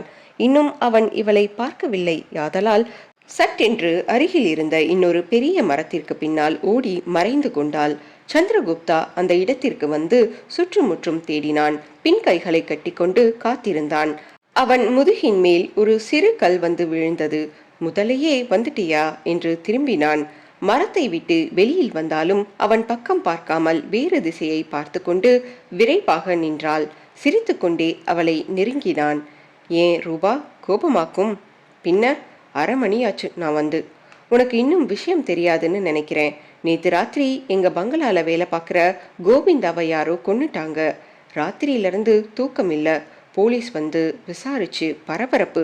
அவனோட ஃப்ரெண்டுக்கு தந்தி கொடுத்து அவன் வந்து நாங்கள் எல்லாருமா ஊட்டிக்கு போய் உடம்ப ஆஸ்பத்திரியிலேருந்து வாங்கி எரிச்சிட்டு இப்பதான் வந்தோம். அதனால தான் லேட் ஆயிடுச்சு. வா, அப்படி உட்கார்ந்துக்கலாம் என்றான். சி, உட்கார். இன்னைக்கு எனக்கு மூடே இல்லை. இருவரும் மரத்தில் சாய்ந்து உட்கார்ந்தார்கள். ஐயோ பாவம், யாரு கொன்னது? அதான் தெரியல ரூபா. இன்னும் யாரையும் கைது பண்ணல. பிள்ளையார் மாதிரி ஒரே இடத்துல கிடக்கிறவன், அவனுக்கு போய் இப்படி ஒரு நிலை. சரிங்க, இன்னைக்கு சொல்றேன்னு சொன்னீங்களே, சொல்லுங்க. என்ன சொல்றேன்னு? நிறைய படிச்ச நீங்க எஸ்எஸ்எல்சி மட்டும்தான் படிச்சிருக்கிற என்னையே விரும்புறீங்கன்னு கேட்டதுக்கு இன்னைக்கு சொல்றேன்னு சொன்னீங்க. அவள் பக்கம் திரும்பினான். ரூபா, நீ என்ன சாதின்னு இதுவரைக்கும் கேட்டேனா? இல்ல. உனக்கு எவ்வளவு சொத்து தேரும்னு கேட்டேனா? இல்ல. நீ என்ன படிச்சிருக்கன்னு முதல் சந்திப்புல கேட்டேனா? இல்லப்பா. புரிஞ்சுக்கோ ரூபா, காதலுக்கு இந்த மாதிரி வெளி விஷயங்கள் முக்கியமில்ல. இந்த காரணங்களுக்காக நான் ரூபாவை விரும்புறேன்னு எழுதி ஒரு காரண லிஸ்ட் எழுத சொன்னா சத்தியமா என்னால முடியாது. ஏன்னா மன உணர்வுகளுக்கு வார்த்தைகள் கண்டுபிடிக்கிறது சிரமம். ஐ லவ் யூனா ஐ லவ் யூ, அவ்வளவுதான் என்று அவள் முகத்தை முகத்தால் நெருங்க அவள் விலகி கொள்ளவில்லை. இதமாக அணைத்து கொண்டான். நேத்து ராஜு வேற காட்டு கத்தலா கத்துனா என்றாள் ரூபா. வழக்கமாக கத்துறவன் தானே ரூபா, என்ன ஆச்சு? இல்லைங்க, நேத்து ரொம்ப பயங்கரம். நிச்சயமா அப்பா கிட்ட சொல்லிடுவேன்னு பயமுறுத்தினா. அவன் எனக்கு அண்ணன் மாதிரியா நடந்துக்கிறான், கொள்ளக்கார மாதிரி நடந்துக்கிறான். எவ்வளவு வேணுமாம்? வடக்குல டூர் போறானாம். 5000 வேணுமாம். எனக்கே அவமானமா இருக்குதுங்க. உங்ககிட்ட கேட்கறதுக்கு? எல்லாம் உங்களால தான். இது என்ன கப்பமா? கேட்கறப்பெல்லாம் நீங்களும் கொடுத்துடுறீங்க அவனுக்கு. அதனால தான் அவன் மேல மேல எகிர்றான். வேற வழி என்ன ரூபா? நம்ம காதலை யாருக்கும் தெரியாம தான் வச்சிருந்தோம். அவன் மோப்பம் பிடிச்சிட்டு வந்து உங்க அப்பா கிட்ட சொல்லிடுவேங்கிறான். எங்க அம்மா கிட்ட வேற சொல்லிடுவேன்றான். அவன் சொல்லிடுவானேங்கிற பயம் இல்லை எனக்கு. ஆனா எப்போ அவங்களுக்கு தெரியணுமோ அப்ப தெரிஞ்சா போதும். அதுக்கு முன்னாடியே தெரிஞ்சுக்க எனக்கு மனசு ஒப்பல. சரி, அதுக்காக அவன் எவ்வளவு கேட்டாலும் கொடுத்துக்கிட்டே இருக்க முடியுமா? ஒரு எல்லை இல்லையா? ரூபா, இத சொல்லி எனக்கு. உங்க அப்பாவுக்கு இந்த மாதிரி நான் உன்னை விரும்புற விஷயம் தெரிய வருதுன்னு வச்சுக்க, எப்படி நடந்துக்குவார்? முதல் காரியமா அருவாலை தீட்டிக்கிட்டு வருவார். அடுத்து வர்ற நல்ல நாளை பாப்பார். ரெடியா நாக்க தொங்க போட்டுக்கிட்டு எனக்கு மாமா பையன் ஒருத்தன் இருக்கான். என்னடி சொல்ற? கழுத்தை நீட்டியா இல்ல அந்த கழுத்தை வெட்டுட்டுமான்னு கேட்பார். பாத்தியா, அதுக்காகத்தான் நான் தயங்குறேன். நம்ம கல்யாணம் நிச்சயமா முறைப்படி நடக்க போறதில்ல. இங்க என் பக்கத்திலேயும் அதே மாதிரிதான் எஸ்டேட்ல வேலை பார்க்குற ஒர்க்கர் மகளோட பேசிக்கிட்டு இருக்கேன்னு தெரிஞ்சாலே ஜெகன் அரைவான். அம்மாவை என்னால யூகிக்கவே முடியல. சீர்திருத்தம்னு நிறைய புரட்சிகரமா எழுதுறவங்க என்ன சொல்லுவாங்கன்னு என்னால யோசிச்சு பார்க்க முடியல. எனக்கு ஒரு சரியான சந்தர்ப்பம் வேணும் ரூபா. அப்போ நாம வெளியூர் போய் ரெஜிஸ்டர் மேரேஜ் பண்ணிக்கிட்டு திரும்பி வரலாம். நம்ம கல்யாணத்தை ஏத்துக்காம வேணும்னா இருக்கலாம், மறுக்க முடியாதே. ஏத்துக்கிட்டா இங்கேயே இருக்கலாம், இல்லைன்னா நாம ஊரை விட்டு வெளியேறிடலாம். எனக்கு வெள்ளி ரூபா முக்கியம் இல்ல, இந்த தங்க ரூபா தான் முக்கியம். அவள் கன்னத்தை கிள்ளினான். எனக்கு என்னமோ இப்படி சந்திக்கிறப்ப எல்லாம் கிளுகிழுப்பை விட யாராச்சும் பார்த்துடுவாங்களோன்னு பயம் தாங்க ஜாஸ்தியா இருக்குது நெஞ்சில. எங்க, இந்த நெஞ்சிலையா அந்த நெஞ்சிலையா? சீ என்றாள். அவள் இமைகளில் இதழ்கள், பின் இதழ்களும் இதழ்களும், கழுத்தில் ஊர்ந்தன உதடுகள். மெத்தென்று தலையை வைத்துக்கொண்டு ஐ லவ் யூ ரூபா, கண்களை மூடிக்கொண்டு நேரமாச்சுங்க போறேன் என்றாள். எழுந்திருப்பதற்கு எந்த முயற்சியும் பண்ணுவதாக தெரியவில்லை. கைகளால் அவன் தலையை கோதிக்கொண்டிருந்தாள். இடையை நோக்கி நகர்ந்த அவன் விரல்களை தடுத்து என்றாள். உடலை முறுக்கிக் கொண்டு நகர்ந்து கொண்டாள். தாவணியை சரி செய்து கொண்டு கொலுசுகள் சிரிக்க எழுந்து நின்றாள். படுத்திருந்த சந்திரகுப்தா எழாமல் புரண்ட கொலுசுகளோடு சேர்த்து கால்களை பிடித்து கொண்டு ஊன்றி எழுந்து இடையில் முத்தமிட்டான். மூடி இல்லைன்னு சொல்லிட்டு சே ஓவருங்க நீங்க என்று விலகினாள். ஓகே ரூபா, நாளைக்கு வேணாம், நாளன்னைக்கு பார்க்கலாம். அப்போ வரட்டுமா? ராஜுவ ராத்திரி 8:30 மணிக்கு ஆபீஸ்ல நான் மட்டும்தான் இருப்பேன், வந்து பார்க்க சொல்லு. இது கடைசி தடவையா இருக்கட்டும்னு சொல்லி வை அவன்கிட்ட. சந்திரகுப்தா வந்த பாதையில் நடந்தான். பழுப்பு நிறத்தில் வானம் இருண்டு கொண்டிருந்தது. ரூபா அவன் தலை மறையும் வரை பார்த்து கொண்டிருந்து விட்டு நடந்தாள். சற்று தூரம் நடந்ததும் குறுக்கே ஒரு சைக்கிள் நிறுத்தப்பட்டு அவள் போகும் பாதை மறைக்கப்பட்டிருந்தது. நிமிர்ந்தாள். சற்று தள்ளி ராஜு கையை குவித்து கஞ்சா அடைத்த சிகரெட்டை இழுத்து கொண்டே கிட்ட வந்தான். என்னம்மா ராணி, அந்தப்புறம் போய் திரும்பியாச்சா? சி, ஒரு அண்ணனாட்டமா பேசுற. நீ ஒரு கல்யாணமாகாத பொண்ணு மாதிரி நடந்துக்கிட்டா நானும் அண்ணனாட்டம் நடந்துக்குவேன். முளைச்சு 3 இல விடல. காதல் கேக்குது உனக்கு. அது என் சொந்த விஷயம். எனக்கு தெரிஞ்ச விஷயத்த ஊர்ல எல்லார்கிட்டையும் சொல்றதும் என் சொந்த விஷயம் இல்லையா தங்கச்சி? நீ எனக்கு அண்ணனே இல்ல. தங்கச்சி கண்டவனோட கண்ட சமயம் சுத்துவாளாம், நான் அத கேட்க கூடாதாம். கேட்டா நான் அண்ணன் இல்லையாம். இது என்னடா நியாயம்? அண்ணே, உனக்கே தெரியும், அவர் கண்டவர் இல்ல, என்ன உயிருக்கு உயிரா விரும்புறார். நாங்க கல்யாணம் பண்ணிக்க போறோம். தாராளமா பண்ணிக்கோங்க, அது உங்க சொந்த விஷயம். கல்யாணத்தை பத்தி நான் அப்பா கிட்ட சொல்லி வைக்கிறேன்னு சொல்றேன், அவ்வளவுதான். அண்ணே, நீ எவ்வளவு கேட்ட உன் வாயை மூடிக்கிட்டு இருக்க? பம்பாய் டெல்லின்னு ஒரு டூர் போயிட்டு வந்துடணும். கிட்டத்தட்ட ஒரு 5000 ரூபாய் வேணும். வெறுப்பாய் பார்த்தாள் அவனை. ராஜு கண்களை மறைத்த முடிகளை ஒதுக்கி விட்டு கொண்டான். சொல்லிட்டேன், ராத்திரி 8:30 மணிக்கு ஆபீஸுக்கு போய் வாங்கிக்க. தேங்க்ஸ் ரூபா, இதான் கடைசி தடவை, புரிஞ்சுதா? எது கடைசி தடவை? நீங்க சந்திக்கிறதா? இல்ல, நீ இனிமே பணம் கேட்டு தொந்தரவு பண்ணக்கூடாது. டூர் போயிட்டு வந்து அதை பத்தி பேசலாம். வீட்டுக்கு போலாம், வா. பின்னாடி சைக்கிள்ல உட்காரு. பரவாயில்ல, நான் நடந்தே வர்றேன் என்றாள். அத்தியாயம் 8. ஜோசப் தன் மடியில் தலையணையை வைத்திருந்தார். படுக்கை விரிப்பு பூரா ரோஸ் நிற மலர்கள் அச்சடிக்கப்பட்டிருந்தன. கைலியும் பனியனும் அணிந்திருந்தார். படுக்கைக்கு அருகே ஸ்டூல் மேல் வாட்டர் ஜக்கும் பிராந்தி பாட்டிலும் கிளாஸும் மிக்சரும் ஆஷ்ட்ரேயும் இருந்தன. எதிரே சாய்வு நாற்காலியில் யூசுப் நுனியில் உட்கார்ந்திருந்தார். கழுத்தை சுற்றி மஃப்ளர் போட்டிருந்தார். படுக்கைக்கு அருகில் ஒரே ஒரு ஜன்னல் கதவு மட்டும் திறந்திருந்தது. சமத்தியா மழை வரும்னு எதிர்பார்க்கிறேன் என்றார் ஜோசப். ஆமா சார். இந்த வீடு வசதியா இருக்கா உங்களுக்கு? தாராளம் தாராளம். மணி என்ன ஆகுது என்று லைட்டரை எடுத்தார். 10:45 சார். சாரி, கேட்காம விட்டுட்டேன். சாப்பிட்றீங்களா என்று பாட்டிலை காட்டினார் ஜோசப். இல்ல, நான் குடிக்கிறதில்ல. நீலகிரியில சர்வீஸ் பண்ற ஆட்கள்ல இப்படி சொன்ன வித்தியாசமான ஆள் நீங்க தான். பாராட்டுறேன். குளிருக்கு இதமா இருக்கும். சரி விடுங்க, நம்ம கோவிந்தா கேஸ பத்தி பேசலாம்னு தான் வர சொன்னேன். காலையில நாம சந்திச்சதுக்கு அப்புறம் நான் என்ன செஞ்சேன்னு சொல்றதுக்கு முன்னால நீங்க சொல்லுங்க, நீங்க என்ன செஞ்சீங்க? யூசுப் கையில் வைத்திருந்த மிக்சரை வாயில் போட்டுக்கொண்டார். அந்த 5 பேரும் எங்க இருந்தாங்க நேத்து ராத்திரின்னு நம்ம வழியில உறுதிப்படுத்த சொன்னீங்க. எஸ், சொல்லுங்க. சிகரெட்டாவது குடிக்கிறீங்களா? தேங்க்ஸ் என்று ஒன்றை உருவிக்கொண்டார் யூசுப். கோயம்புத்தூர்ல ஜேசிஎஸ் கிளப் நடத்தின இலக்கிய கூட்டத்துல கலந்துக்கிட்டதா கௌரி அம்மா சொன்னாங்க. அதனால அந்த பிரசிடென்ட்டுக்கு ஃபோன் பண்ணி கேட்டதுல அவங்க அங்கதான் இருந்தாங்கன்னு உறுதியாயிடுச்சு. மாலை 6 மணிக்கு மேலதான் புறப்பட்டிருக்காங்க. டிரைவரையும் விசாரிச்சிட்டேன். Very good Yusuf.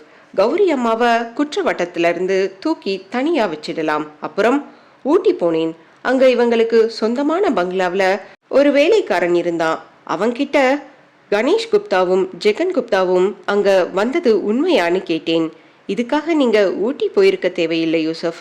இல்ல சார், எதுவா இருந்தாலும் ஆழமா துருவி விசாரிக்கணும்னு நீங்க தான் சொல்லி இருக்கீங்க. அது மட்டும் இல்லாம ஊட்டிக்கும் கேட்டிக்கும் இடைய 1000 மைல் இல்ல, ஜஸ்ட் 9 கிலோமீட்டர். 10 நிமிஷத்துல குறைவான நேரத்துல ஒரு இடத்துல இருந்து இன்னொரு இடத்துக்கு வரலாம். அதனால பர்சனலா போனேன். ஊட்டியில பங்களாவுக்கு வந்தது 5:30 மணிக்கு. கொஞ்ச நேரத்துல புறப்பட்டு ஜெகன் வெளியே போயாச்சாம். 6:30 மணிக்கு வாக்கிங் போறதா சொல்லிட்டு கணேஷ் குப்தா போனாராம். ராத்திரி 2:20க்கு தான் ஜெகன் திரும்பி வந்திருக்கார். அது வரைக்கும் கூட கணேஷ் குப்தா திரும்பி வரல. அப்புறம் இவர் போய் எங்கிருந்தோ அழைச்சிட்டு வந்தாராம். அவ்வளவு நேரம் 2 பேரும் என்ன பண்ணாங்க வெளியில? ஜெகன் ஒரு டைப்பாம். பெண்கள் சகவாசம் ஜாஸ்தியாம். அந்த வேலைக்காரன் அதிகமா பேச மாட்டேங்கிறான். விஷயத்த கறக்கிறதுக்குள்ள கஷ்டமா இருந்துச்சு. அப்போ எவ வீட்டுக்கோ போயிட்டு அந்த டயத்துல திரும்பி இருக்கான்னு வச்சுக்கோ. கணேஷ் குப்தா என்ன செஞ்சார்? கணேஷ் குப்தா தம் மனைவி விபத்துல இருந்ததுல இருந்து ஒரு மாதிரி அப்செட் ஆயிட்டாராம். எங்கேயாச்சும் உட்கார்ந்திருந்தா பொண்டாட்டி ஞாபகம் வந்துச்சுன்னா அப்புறம் தலையில இடியே விழுந்தா கூட அசைய மாட்டாராம். தோள்களை குலுக்கிக் கொண்டார் ஜோசப். இது என்னப்பா வித்தியாசமான குடும்பமா இருக்கு. ஒருத்தன் பட்டை அடிக்கிறான், ஒருத்தன் 4 வேளை பூஜை பண்றான், ஒருத்தன் மென்டல், இன்னொருத்தன் சந்திரகுப்தா வெங்கடேசன்கிற ஃப்ரெண்டு வீட்டில் பேசிக்கிட்டு இருந்திருக்காரு. அப்புறம் ஆஃபீஸ் போயிட்டு கௌரி அம்மா திரும்பி வந்த பிறகுதான் வீட்டுக்கு வந்திருக்காரு. அப்போ கோவிந்தாவை கொன்னது யாரா இருக்கும்னு நீங்க யூகிக்கிறீங்க? கோவிந்தா கேத்திக்கு வந்த பிறகு ஏற்பட்ட விரோதி இல்ல. இந்த காரியத்தை செஞ்சது வேற யாரோ. பின்ன கொலைகாரன் கோவிந்தாவோட பழைய வாழ்க்கையில இருக்கான். கோவிந்தாவை தெரிஞ்ச 21 எஸ்டேட் வேலைக்காரங்க கிட்ட ரொம்ப சுத்தமா விசாரிச்சிட்டேன். கோவிந்தா சம்பந்தப்பட்ட நபர்கள் அத்தனை பேரையும் விசாரிச்சாச்சு. அநேகமா எல்லாருமா சேர்ந்து கோவிந்தாவுக்கு இந்த நிலைமையான்னு ஆச்சரியமா தான் கேக்குறாங்க. இப்ப உங்களுக்கு எதுவும் தோணலையா? புரியுது சார். என்ன புரியுது சொல்லுங்க. கோவிந்தாவை விட்டு ஓடி போன அவன் மனைவியும் அந்த கள்ள புருஷனும் தான் இவனுக்கு வாழ்க்கையில் இருக்கிற ஒரே விரோதிகள். ரொம்ப கரெக்ட். அந்த ஒரே கோணம் மட்டும்தான் நமக்கு பாக்கி இருக்கு. நமக்கு அதிகமா ரேகைகள் கிடைக்கல. போலீஸ் நாய் வேலைய நிறைய மழை பெஞ்சதுனால அது ஃபுல்லா அழிச்சிடுச்சு. குற்றவாளி எந்த சின்ன தடயத்தையும் விட்டு வைக்கல. ஆனா அவனை நாம பிடிச்சே ஆகணும். எதேச்சையா தன் மனைவியையும் அவனையும் கோவிந்தா சந்திச்சிருக்கணும். கேத்தியில வாக்குவாதமாகி இருந்திருக்கலாம்.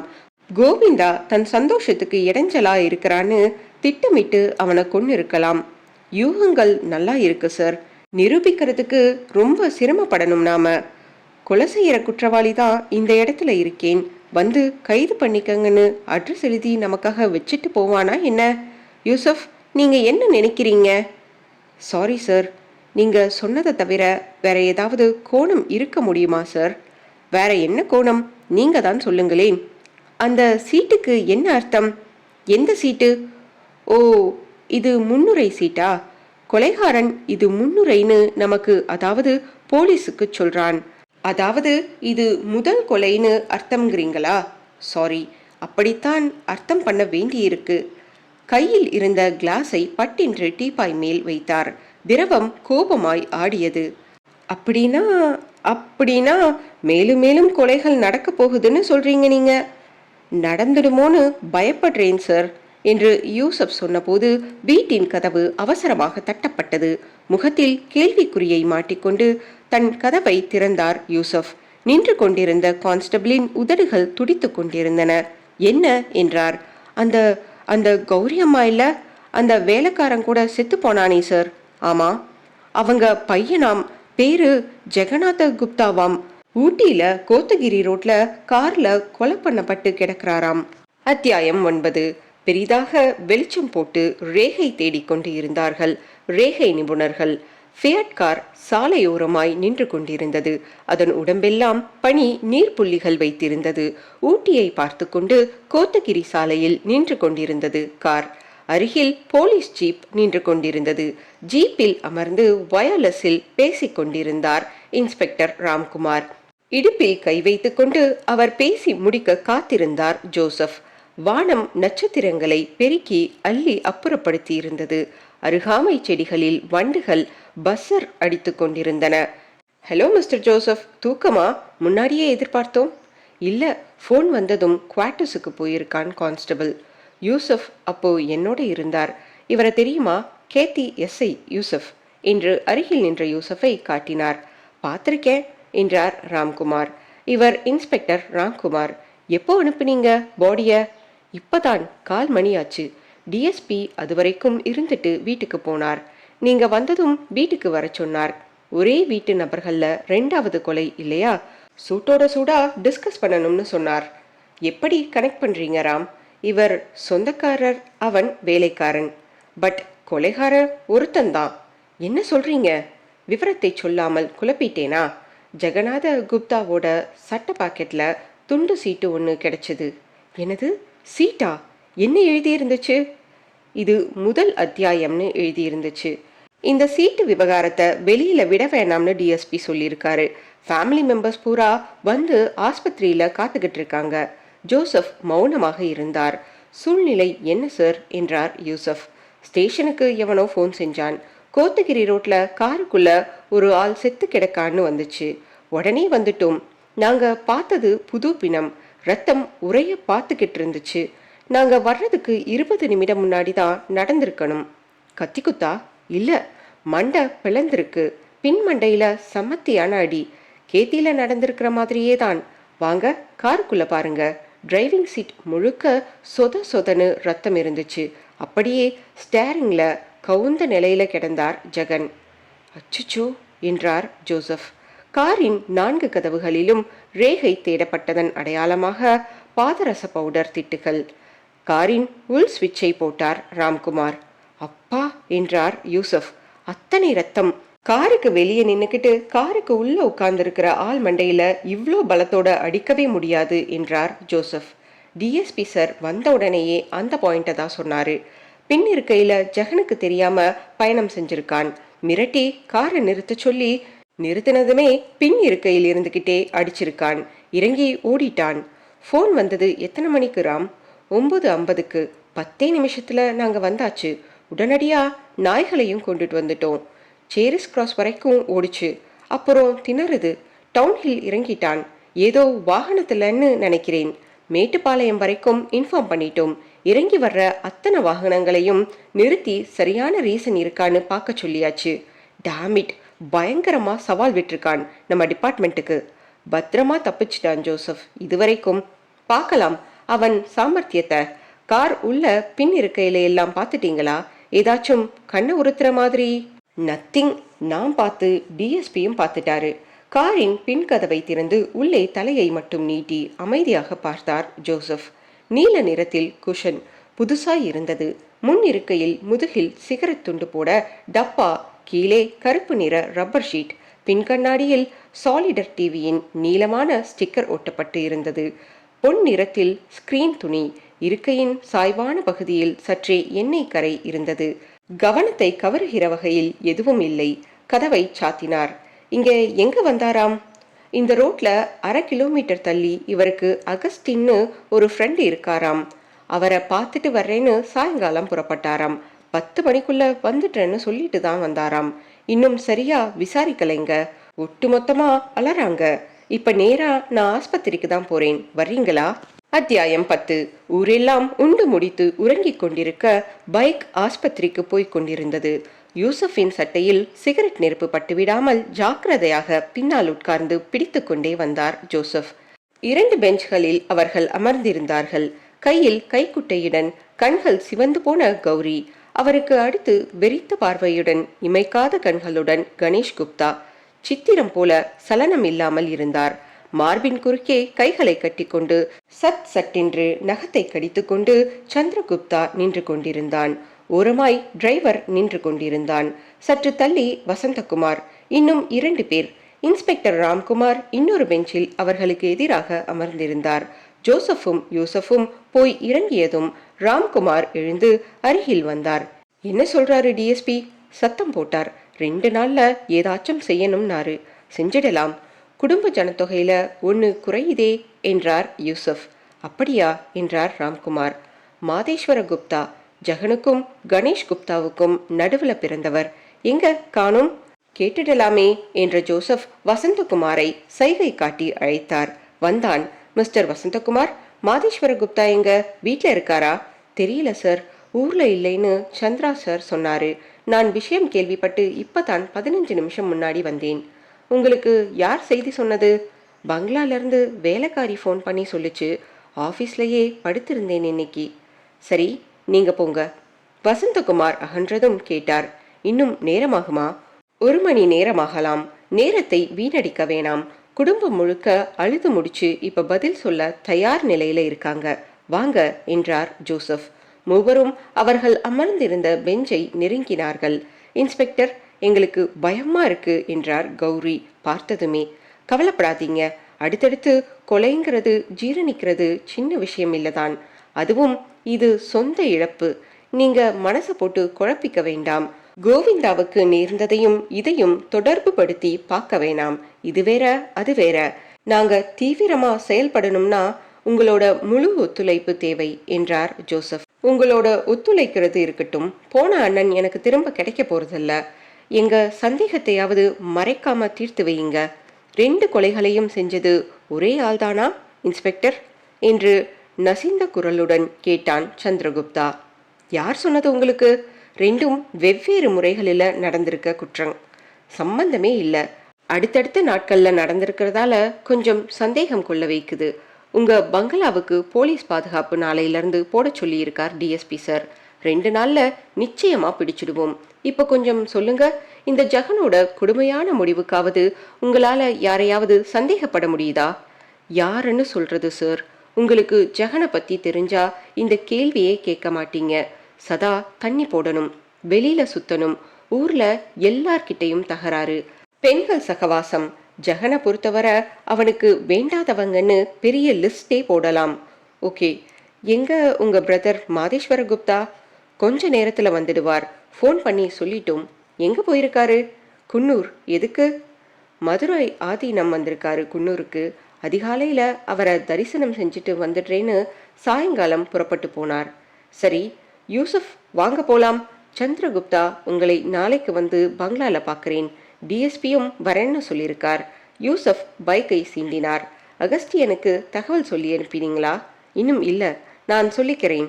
ஜோசப் பின்னால் அமர்ந்து கொள்ள ஹாஸ்பிட்டல் காம்பவுண்டை விட்டு வெளியேறினார்கள் இருவரும். யூசப், இது வித்தியாசமான கேஸ். ஆகையினால இனிமே நம்ம விசாரணை முறைகளையும் மாத்திக்கணும். நேரடியான விசாரணைகள் கதைக்கு உதவாது. யாரை நம்புறது, யாரை சந்தேகப்படுறதுன்னு புரியல. அதனால நம்மளை பொறுத்த வரைக்கும் எல்லாருமே சந்தேகத்துக்குரியவர்கள். கவனிச்சீங்களா? நாம அத்தனை பேசினதுக்கு ஒரு வார்த்தை கூட பேசல அந்த கணேஷ் குப்தா என்றார் ஜோசப். அவர்தான் மென்டலி அப்செட் ஆகியிருக்காரே சார். திருவிளையாடல் புராணம், ஆதீனம், பூஜைன்னு அலையிற மாதேஸ்வர குப்தா எனக்கு கொஞ்சம் நெருடலா படறாரு. ஏன் பாக்கி வைக்கிறீங்க? சந்திரகுப்தாவையும் சந்தேகப்படுவோம், கௌரி அம்மாவையும் சந்தேகப்படுவோம். டிரைவர் வசந்தகுமார் இப்படி எல்லாத்தையும் சந்தேகப்படலாம். அத்தியாயம் 11. 5:59க்கு ஊமையாய் இருந்த அலாரம் 6க்கு அலறியது. புரண்டு அதன் மண்டையில் குட்டினார் ஜோசப். கைகளை கோத்து உயர்த்தி சோம்பல் முறித்தார். அருகில் மனைவி கேத்ரின் இவருக்கு முதுகு காட்டிக்கொண்டு படுத்தியிருந்தாள். 6:30 மணிக்கு ஜோசப் தயாராயிருந்தார். சைக்கிளை எடுத்தார். அவசரமில்லாமல் மிதித்தார். சாலைகளில் பனி கலைந்து கொண்டிருந்தது. வெள்ளையாய் பனியன் ஷார்ட்ஸ் அணிந்து கொண்டு ஒருவன் டக் டக் என்று ஓடினான். சோம்பேறி சிறுவன் ஒரு சோனி குதிரையை பிடித்து கொண்டு நடந்தான். ஜோசப் கோத்தகிரி ரோடு வந்தார். ராத்திரி தென்பட மறுத்த ஏதாவது பகலில் தென்படலாம் என்கிற ஒரு நம்பிக்கையில் கொலை நடந்த இடத்தை மறுதரம் தனியாய் பார்க்கலாமே என்று அவர் புரட்டி பார்த்தார். தற்போதுதான் விழித்த பறவைகள் குளிப்பதற்கு புறப்பட்டிருந்தன. சைக்கிளை நிறுத்தி ஓரமாக நகர்த்தி ஸ்டாண்டு போட்டார். சாலையோரத்தில் ராத்திரி ஆடாமல் இருந்த எருக்கஞ்செடி இப்போது ஆடிக்கொண்டிருந்தது. கைகளை இடுப்பில் வைத்துக்கொண்டு மெல்ல நடந்தார். இதோ ஃபியட் நின்ற இடம். இங்கேதான் போலீஸ் ஜீப் நின்றிருந்தது. சற்றே சாய்வாய் உள்ள சாலை இது. மேல் பக்கம் போனால் கோத்தகிரி, கீழ்ப்பக்கம் போனால் ஊட்டி. கொன்றவன் போனது எந்த பக்கம்? ஃபியட் கார் நின்றிருந்த இடத்துக்கு அருகே கிலோமீட்டர் கல் இருந்தது. அதன் மேல் உட்கார்ந்து கொண்டு சிகரெட்டை எடுத்தார். காற்றுக்கு தெரியாமல் பற்ற வைப்பதில் சிரமம் எடுத்துக்கொண்டார். ஜோசப் எழுந்து குனிந்து தலையுடன் கைகளை பின்பக்கம் கட்டிக்கொண்டு சற்று தூரம் நடந்தார். சிகரெட் துண்டை எரிந்தார். எரிந்தவர் எரிந்த திசையை உடன் வெறித்தார். அவசரமாக நெருங்கினார்.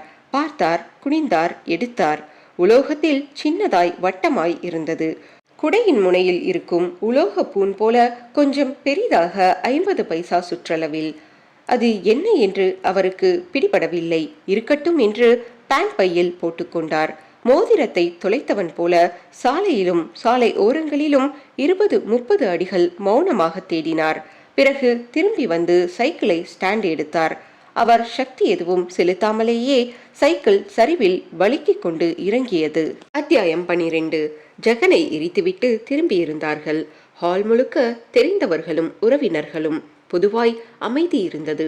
சூழலில் ஒரு விரோதமான பயம் இருந்தது.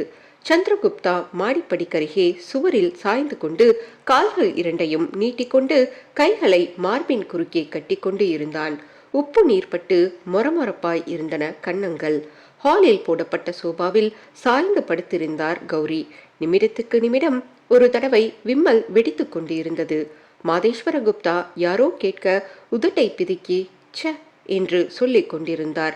கண்களை மூடிக்கொண்டு நோ சொல்வது போல தலையை பலமாக ஆட்டிக்கொண்டிருந்தார். மாடிப்படிகள் பிரியும் இடத்தில் உள்ள மோகன்ராம் குப்தாவின் முழு உருவப்படத்திற்கு அருகாக படிகளில் உட்கார்ந்து கொண்டு படத்தின் கண்களையே வெறித்து பார்த்து கொண்டிருந்தார் கணேஷ் குப்தா. 2 கன்னங்களையும் 2 கைகள் தாங்கிக் கொண்டிருந்தன. டிரைவர் பாஸ்கர் ஒரு வயசானவருக்கு டபராவில் காஃபி ஆற்றிக் கொண்டிருந்தான். வசந்தகுமார் கைகளை கட்டிக்கொண்டு உத்தரவுக்காக காத்து கொண்டிருந்தான். கீழே அமர்ந்திருந்த சந்திரகுப்தா சட்டென்று எழுந்தான். அம்மாவை அணுகினான். கொஞ்சம் தனியா பேசணும், உள்ள வாங்கம்மா. கேள்விக்குறியோடு பார்த்துவிட்டு எதுவும் கேட்காமல் எழுந்தார் கௌரி. போர்த்தி இருந்த சால்வையை சரி செய்து கொண்டார். அருகாமையில் இருந்த அறைக்குள் இருவரும் நுழைந்தனர். கதவை சாத்தி தாள் போட்ட பின்னரும் அமைதியாயிருந்தான் சந்திரகுப்தா. என்ன சந்திரா? அம்மா, நீங்க எதையோ என்கிட்ட இருந்து மறைக்கிறீங்க என்றான். என்னப்பா சொல்ற? நடந்திருக்கிற செயல் அண்ணனுக்கு மட்டும் இல்லைமா, பின்ன நம்ம குடும்பத்துக்கே எதிரான செயல். என்ன சொல்ற நீ? ஆமாம்மா, கோவிந்தாவை கொன்னவனும் அண்ணனை கொன்னவனும் ஒரே ஆள். உனக்கு எப்படி தெரியும்?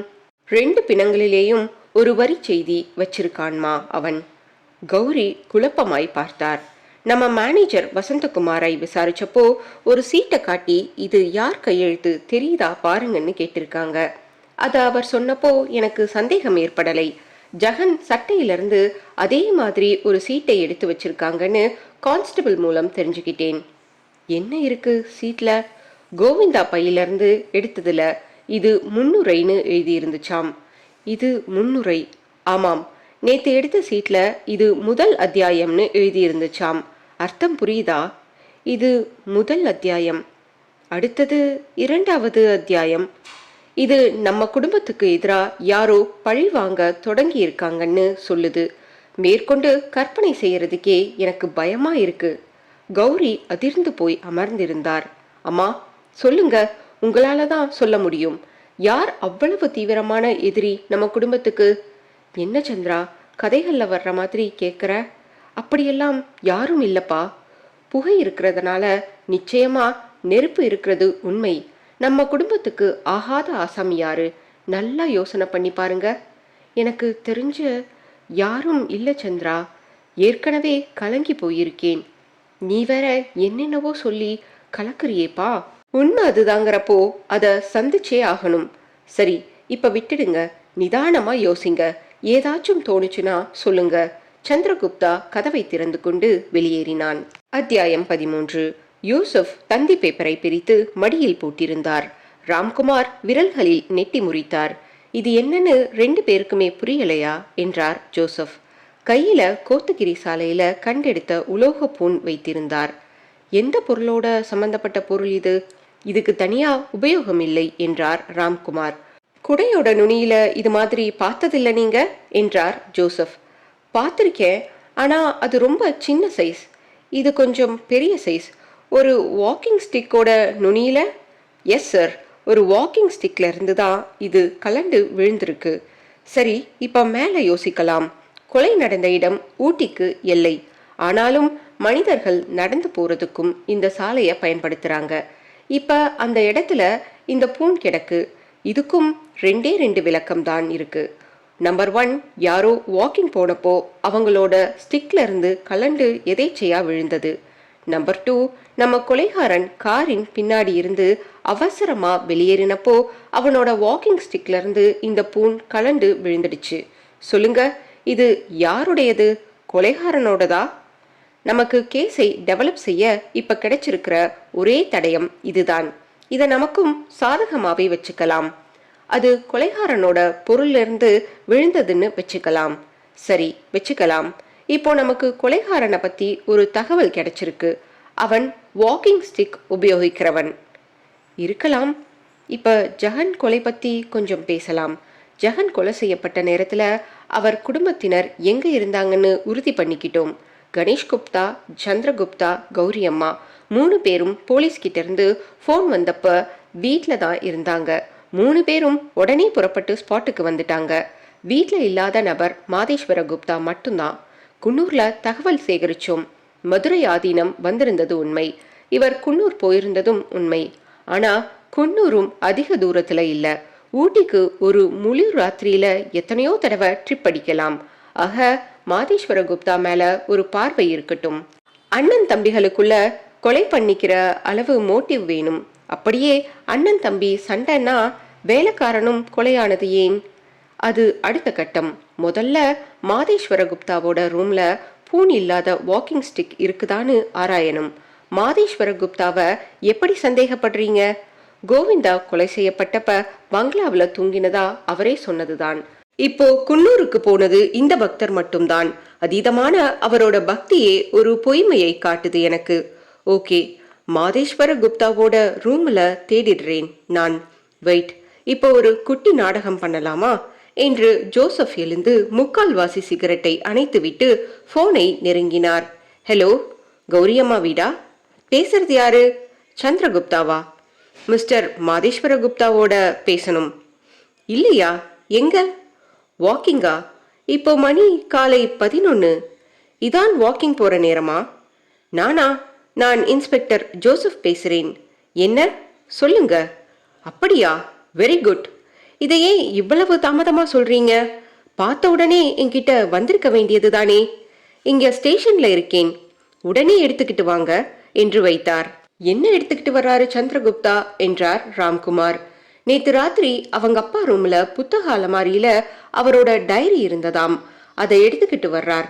சரி, வரட்டும். நீங்கள் கேட்ட மாதிரி அதென்ன 11 மணிக்கு வாக்கிங்? முதல் நாள் தம்பி செத்து போயிருந்தா மறுநாள் நாம் எல்லாம் வீட்டுக்குள்ளதானே இருப்போம் என்றார் ராம்குமார். கொஞ்ச நேரத்துல மாதேஸ்வர குப்தா எங்கே போனார், என்ன செஞ்சார்னு நமக்கு தகவல் வந்துடும். வீட்ல இருந்து யார் வெளியே போனாலும் ஃபாலோ பண்ண சொல்லி ஏற்பாடு பண்ணியிருக்கேன். அத்தியாயம் 14. 10 நிமிடத்தில் ஸ்டேஷன் உள்ளே வந்தான் சந்திரகுப்தா. கையில் கருப்பு நிறத்தில் டைரி வைத்திருந்தான். உங்களை உட்கார சொல்றதுக்கு கூட எனக்கு பொறுமை இல்ல, எங்க அது என்று கை நீட்டினார் ஜோசப். சந்திரகுப்தா நாற்காலியில் அமர்ந்தான். பழைய குடும்ப பகை ஏதாச்சும் இருந்திருக்கணும்னு நான் பயப்பட்டேன். அம்மாவை கேட்டேன், அவங்களுக்கு தெரியாதுன்னுட்டாங்க. கணேசண்ணா பதில் சொல்ற நிலைமையில இல்ல. மாதேஸ்வர அண்ணாவை நான் குழப்ப விரும்பல, தனியாவே சிந்திச்சேன். ராத்திரி தனியா நான் மட்டும் எங்க அப்பா ரூம்ல ஏதாச்சும் துப்பு கிடைக்குமான்னு பார்க்க போனேன். புத்தக அலமாரியில தடிமனான புத்தகங்களுக்கு நடுவுல இந்த 1972 வருடத்து டைரி மட்டும் இருந்துச்சு. மத்த டைரி எல்லாம் வரிசையா இன்னொரு இடத்துல இருந்தப்போ இது மட்டும் தனியா இருக்குதேன்னு எடுத்தேன். அங்கேயே உட்கார்ந்து புரட்டினேன். பொதுவா எங்க அப்பாவோட டைரிகள்ல ஒரு 10-15 நாள் தான் ஏதாச்சும் எழுதியிருப்பார். அந்த மாதிரி இதுலயும் மொத்தம் 20 பக்கம் வெவ்வேறு நாள்ல எழுதப்பட்டிருக்கு. அதுல இந்த ஜூலை 29ஆம் தேதி பக்கத்தை நீங்களே படிச்சு பாருங்க, இந்தாங்க என்று பேப்பர் வைத்த பக்கத்தை புரட்டி நீட்டினான். ராம்குமார், அத உறக்க படிங்க. ராம்குமார் வாங்கி படித்தார். இன்று ரத்தினவேல் என்னை தனியாக சந்தித்தான். மனோகரியை ஊரறிய மணந்து கொள்ள வேண்டும் என்றான். மறுத்தேன். வாக்குவாதம் உச்சமானது. பணத்தால் மசிக்க வைக்க பேசி பார்த்தேன். பிடிபடவில்லை. நினைத்தால் உங்கள் எல்லோரையும் மண்ணோடு மண்ணாக்கி விடுவேன் என்று மிரட்டி பார்த்தேன். அப்படி செய்து பார் என்று வம்சத்தையே பூண்டோடு ஒழிக்கிறேன் என எதிர்கத்தல் கத்தினான். பின் கொஞ்சம் நயமாக பேசி 1 மாதம் தவணை கொடு என்று அவகாசம் வாங்கி கொண்டு அனுப்பி வைத்தேன். சிந்தித்தேன். கொஞ்ச தின சுகத்திற்காக தொட்டு கொண்டவளை கௌரிக்கு சமமான இடத்தில் வைக்க என்னால் இயலாது. மனோகரியை யாரும் அறியாத வகையில் தீர்த்து கட்ட தீர்மானித்து அதற்கான ஏற்பாடுகளை தொடங்கினேன். கௌரி, என்னை மன்னித்து விடு. இனி ஒரு முறை உனக்கு துரோகம் நினைக்க மாட்டேன். இந்த சனியனிடமிருந்து நிரந்தரமாய் விலகி விடுகிறேன். கொலை பெரிய விஷயம், ஆனால் என் வரையில் தவிர்க்க முடியாதது. இறைவா, என்னை மன்னித்து விடு. மூவரும் அமைதியாக இருந்தார்கள். ஜோசப் டைரியை அவராக ஒரு தரம் மனதுக்குள் படித்தார். புத்தகத்தை தட்டினார். இப்ப கிடைக்குது விடை. சந்திரா, உங்க அப்பா இருந்தது எந்த வருஷம்? 75ல. ரத்னவேல் யார் தெரியுமா? தெரியாது. இந்த டைரி விஷயம் உங்க அம்மாவுக்கு தெரியுமா? தெரியும். நான் மறைக்க விரும்பல. ரத்னவேல் யாரு, மனோகரி யாருன்னு தெரிஞ்சுக்க விரும்பினேன். அதனால இத காட்டினேன். படிச்சுட்டு அசந்து போய் நின்னுட்டாங்க. அப்படி ஒரு தொடர்பு இருந்ததே தனக்கு தெரியாதுன்னு சொன்னாங்க. இயற்கை. இந்த விஷயத்த மனைவிக்கு தெரியாம தான் செஞ்சிருக்க முடியும். ரத்னவேலை தெரியுமாமா? தெரியாதுங்கிறாங்க. மனோகரி என்ன ஆனா? உங்க அப்பா தீர்மானிச்சபடி கொலை செய்யப்பட்டாளா? அதுக்கப்புறம் டைரியோட பக்கங்கள்ல ஏதாச்சும் தகவல் இருக்கா என்று மேலும் புரட்டினார். இல்ல சார், பார்த்துட்டேன். ஜூலை 29க்கு அப்புறம் அக்டோபர் 10ஆம் தேதி ஒரு 4 வரி சம்பந்தமில்லாத விஷயம் வருது. அக்டோபர் 10 எடுத்தார் ஜோசப். படித்தார். இன்று என் திருமண நாள். நானும் கௌரியும் கோவிலுக்கு போனோம். 8000 ரூபாய்க்கு ஒரு பட்டுச்சேலை அவளுக்கு பரிசு அளித்தேன். குழந்தைகளோடு சேர்ந்து உணவு சாப்பிட்டேன். இந்த டைரியில அதுக்கு மேல பக்கங்கள் காலி. நான் அடுத்து 73, 74, 75 வருட டைரிகளையும் சுத்தமா படிச்சிட்டேன். வேட்டைக்கு போனேன். இன்னைக்கு புறா கிடைச்சது. காசிக்கு போனேன். இனிமேல் சுருட்டு பிடிக்கிறதில்லை அப்படின்னு தான் எழுதியிருக்கு. மனோகரி பத்தி, ரத்னவேல் பத்தி எதுவும் இல்ல என்றான் சந்திரகுப்தா. இப்ப சுத்தமா ஒரு தியரி கிடைக்குது. மோகன்ராம் குப்தா திட்டமிட்டபடி மனோகரிய கொலை செஞ்சார். அதுக்கு பழி வாங்கதான் ரத்னவேல் தான் இப்போ இந்த கொலைகளை செய்தவன் என்றார் ராம்குமார். மனோகரி கொலை செய்யப்பட்டதா இருந்த அது 72ல் நடந்திருக்கணும். அதுக்கப்புறம் இந்த 11 ஆண்டு கால ரத்னவேல் என்ன பண்ணினான்? இத்தனை ஆண்டுகளில் பழி உணர்ச்சி என்ன ஆச்சு என்றார் யூசுப். 11 வருஷம். ஒரு ஆள் பொறுமையா காத்திருந்து அதுக்கப்புறம் பழிவாங்க ஆரம்பிக்கிறது சரியில்லை. ஆனா இந்த வருஷங்களில அவன் வேற ஏதோ குற்றங்களுக்காக ஜெயில இருந்துட்டு இப்போ ரிலீஸ் ஆகி பழிவாங்கறான்னு வச்சு பார்த்தா ஒத்து போகுதே என்றார் ஜோசப். இந்த யூகம் நல்லா இருக்கு சார். இந்த மாசம் ரிலீஸ் ஆன ஆட்கள்ல தமிழகத்துல அத்தனை ஜெயில்களையும் ரத்னவேல்னு ஒரு நபர் உண்டா, அவன் விலாசம் என்னன்னு தெரிஞ்சுக்கிறது நடக்கக்கூடிய காரியம். உடனே அதுக்கு நடவடிக்கை எடுத்துக்கிட்டு அதோட எஸ்டேட்ல வேலை பார்க்குற அனுபவமிக்க வயசான தொழிலாளிகளையும் மோகன்ராம் குப்தா கூட நெருங்கி பழகினவங்களையும் அவரோட நண்பர்களையும் சந்திச்சு ரத்னவேல் மனோகரி பற்றி தெரியுமான்னு நீங்க 2 பேரும் கேக்குறீங்க. இன்னைக்கு இப்பவே புறப்படுங்க என்று விரட்டினார் ஜோசப். அத்தியாயம் 15. மாதேஸ்வர குப்தா ஜிப்பா போட்டிருந்தார். ரொம்ப லூசாக இருந்தது ஜிப்பா. அவர் நடக்கையில் காற்றில் ஒரு பக்கமாக ஜிப்பா படபடத்தது. வேட்டி பறந்து வேகமாக நடக்க இயலாமல் செய்தது. குனிந்த தலையோடு நடந்து கொண்டிருந்தார். பிரதான சாலையை எல்லாம் விட்டு விலகி தனிமையான பகுதியாய் இருந்தது அது. நடந்து கொண்டிருந்த குப்தா நின்றார். திரும்பி பார்த்தார். மிக தூரத்தில் ஒரு ஆள் சட்டென்று சாலையின் ஓரமாய் வேட்டியை தூக்கி கொண்டு சின்ன செடிகளின் மேல் sir sir sir. Madeshwara Gupta மறுபடி நடந்தார். வேட்டியை இறக்கிவிட்டு கான்ஸ்டபிளும் நடக்கத் தொடங்கினார். என்ன, இந்த ஆள் பாட்டுக்கு வாக்கிங் போறேன்னு சொல்லிட்டு சபரிமலைக்கு போற மாதிரி போய்கிட்டே இருக்கானே என்று அலுப்பு தட்ட பெருமூச்சு விட்டார் கான்ஸ்டபிள். மாதேஸ்வர குப்தா அந்த சின்ன சவுக்கு தோப்புக்குள் நுழைந்தார். டபுள் மூச்சு விட்டுக்கொண்டு தொந்தியை ஒரு கையால் தாங்கிக் கொண்டு கான்ஸ்டபிளும் நுழைந்தார். சற்று நேரம் கழித்து மாதேஸ்வர குப்தா கொஞ்ச நேரம் நடந்துவிட்டு நிழலாய் இருந்த ஒரு இடத்தில் கால்களை நீட்டிக்கொண்டு முருகா என்று சொல்லிக்கொண்டு அமர்ந்தார். அவர் இவரை பார்க்க கூடாது, ஆனால் இவர் அவரை பார்க்க வேண்டும். அப்படி ஒரு வாகான இடம் தேடி மரம் மறைவில் நின்று கொண்டார் கான்ஸ்டபிள். மாதேஸ்வர குப்தா கண்களை மூடிக்கொண்டார். கான்ஸ்டபிள் கண்களை உதறிக்கொண்டார். ஒரு 15 நிமிடம் மாதேஸ்வர குப்தா அப்படியே இருந்தார். கான்ஸ்டபிளுக்கு போர் அடித்தது. எறும்பு கடித்தது. என்ன பண்றான் இந்த மனுஷன்? சை! ஜிப்பா பைக்குள் கையை விட்டு கந்த சஷ்டி கவசம் எடுத்தார் மாதேஸ்வர குப்தா. அமைதியாக படிக்கத் தொடங்கினார். 3/4 மணி நேரம் நின்று கொண்டிருந்த கான்ஸ்டபிள் கால்கள் சோர்ந்து உட்கார போன போது கான்ஸ்டபிளின் வாய் சட்டென்று நீண்ட ஒரு கரத்தால் பொத்தப்பட்டது. மற்றொரு கரம் அவர் கழுத்தில் செங்கல் வெட்டுவது போல இறங்கியது. ஒரு சத்தமும் இன்றி கான்ஸ்டபிள் விழுக் என்று மடங்கி தரையில் விழுந்தார். இன்னமும் கந்த சஷ்டி கவசம் படித்துக் கொண்டிருந்தார் மாதேஸ்வர குப்தா. கான்ஸ்டபிளை தாண்டி நடந்தன கால்கள். பின்பக்கமாக இருந்த கைகளில் கனமான தடி ஒன்று இருந்தது. மாதேஸ்வர குப்தாவை பின்பக்கமாக அந்த நிழல் நெருங்கியது. மாதேஸ்வர குப்தா இப்போ கண்களை மூடிக்கொண்டார். ஆனால் உதடுகள் உச்சரித்தன. நேர் பின்னால் வந்து நின்றதும் தடியை முன்புறம் எடுத்து 2 கைகளாலும் தடியை பிடித்து மேலே ஓங்கி படுவேகமாய் மாதேஸ்வர குப்தாவின் மண்டையில் இறங்க ரத்தம் பீச்சியடிக்க வாயை திறந்து கத்தக்கூட இல்லாமல் கையில் இருந்து நழுவிய கவச புத்தகம் ஊறி ஊறி சிகப்பாகிக் கொண்டிருந்தது. அத்தியாயம் 16. போலீஸ் நாய் நாக்கை தொங்க போட்டுக் கொண்டிருந்தது. அக்பர் என்று அந்த கான்ஸ்டபிள் அழைத்தார். சற்று வேகமாகவே அக்பர் ஓடியது. வெள்ளை பனியன் போட்டுக் கொண்டிருந்த 2 கான்ஸ்டபிள்களும் சங்கிலியை பிடித்துக்கொண்டு பின்னாலேயே ஓடினார்கள்.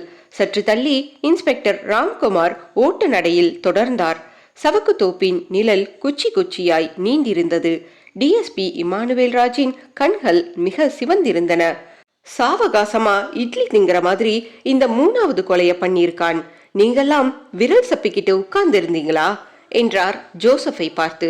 ஜோசப் மாதேஸ்வர குப்தாவின் உடல் தூக்கப்படுவதை பார்த்து கொண்டிருந்தார். அவர் கையில் ஒரு சின்ன சீட்டு இருந்தது. மாதேஸ்வர குப்தாவின் பையில் இருந்து எடுக்கப்பட்டது அது. அதில் 2வது அத்தியாயம். ஜோசப் சூடேறிக் கொண்டு இருந்தார்.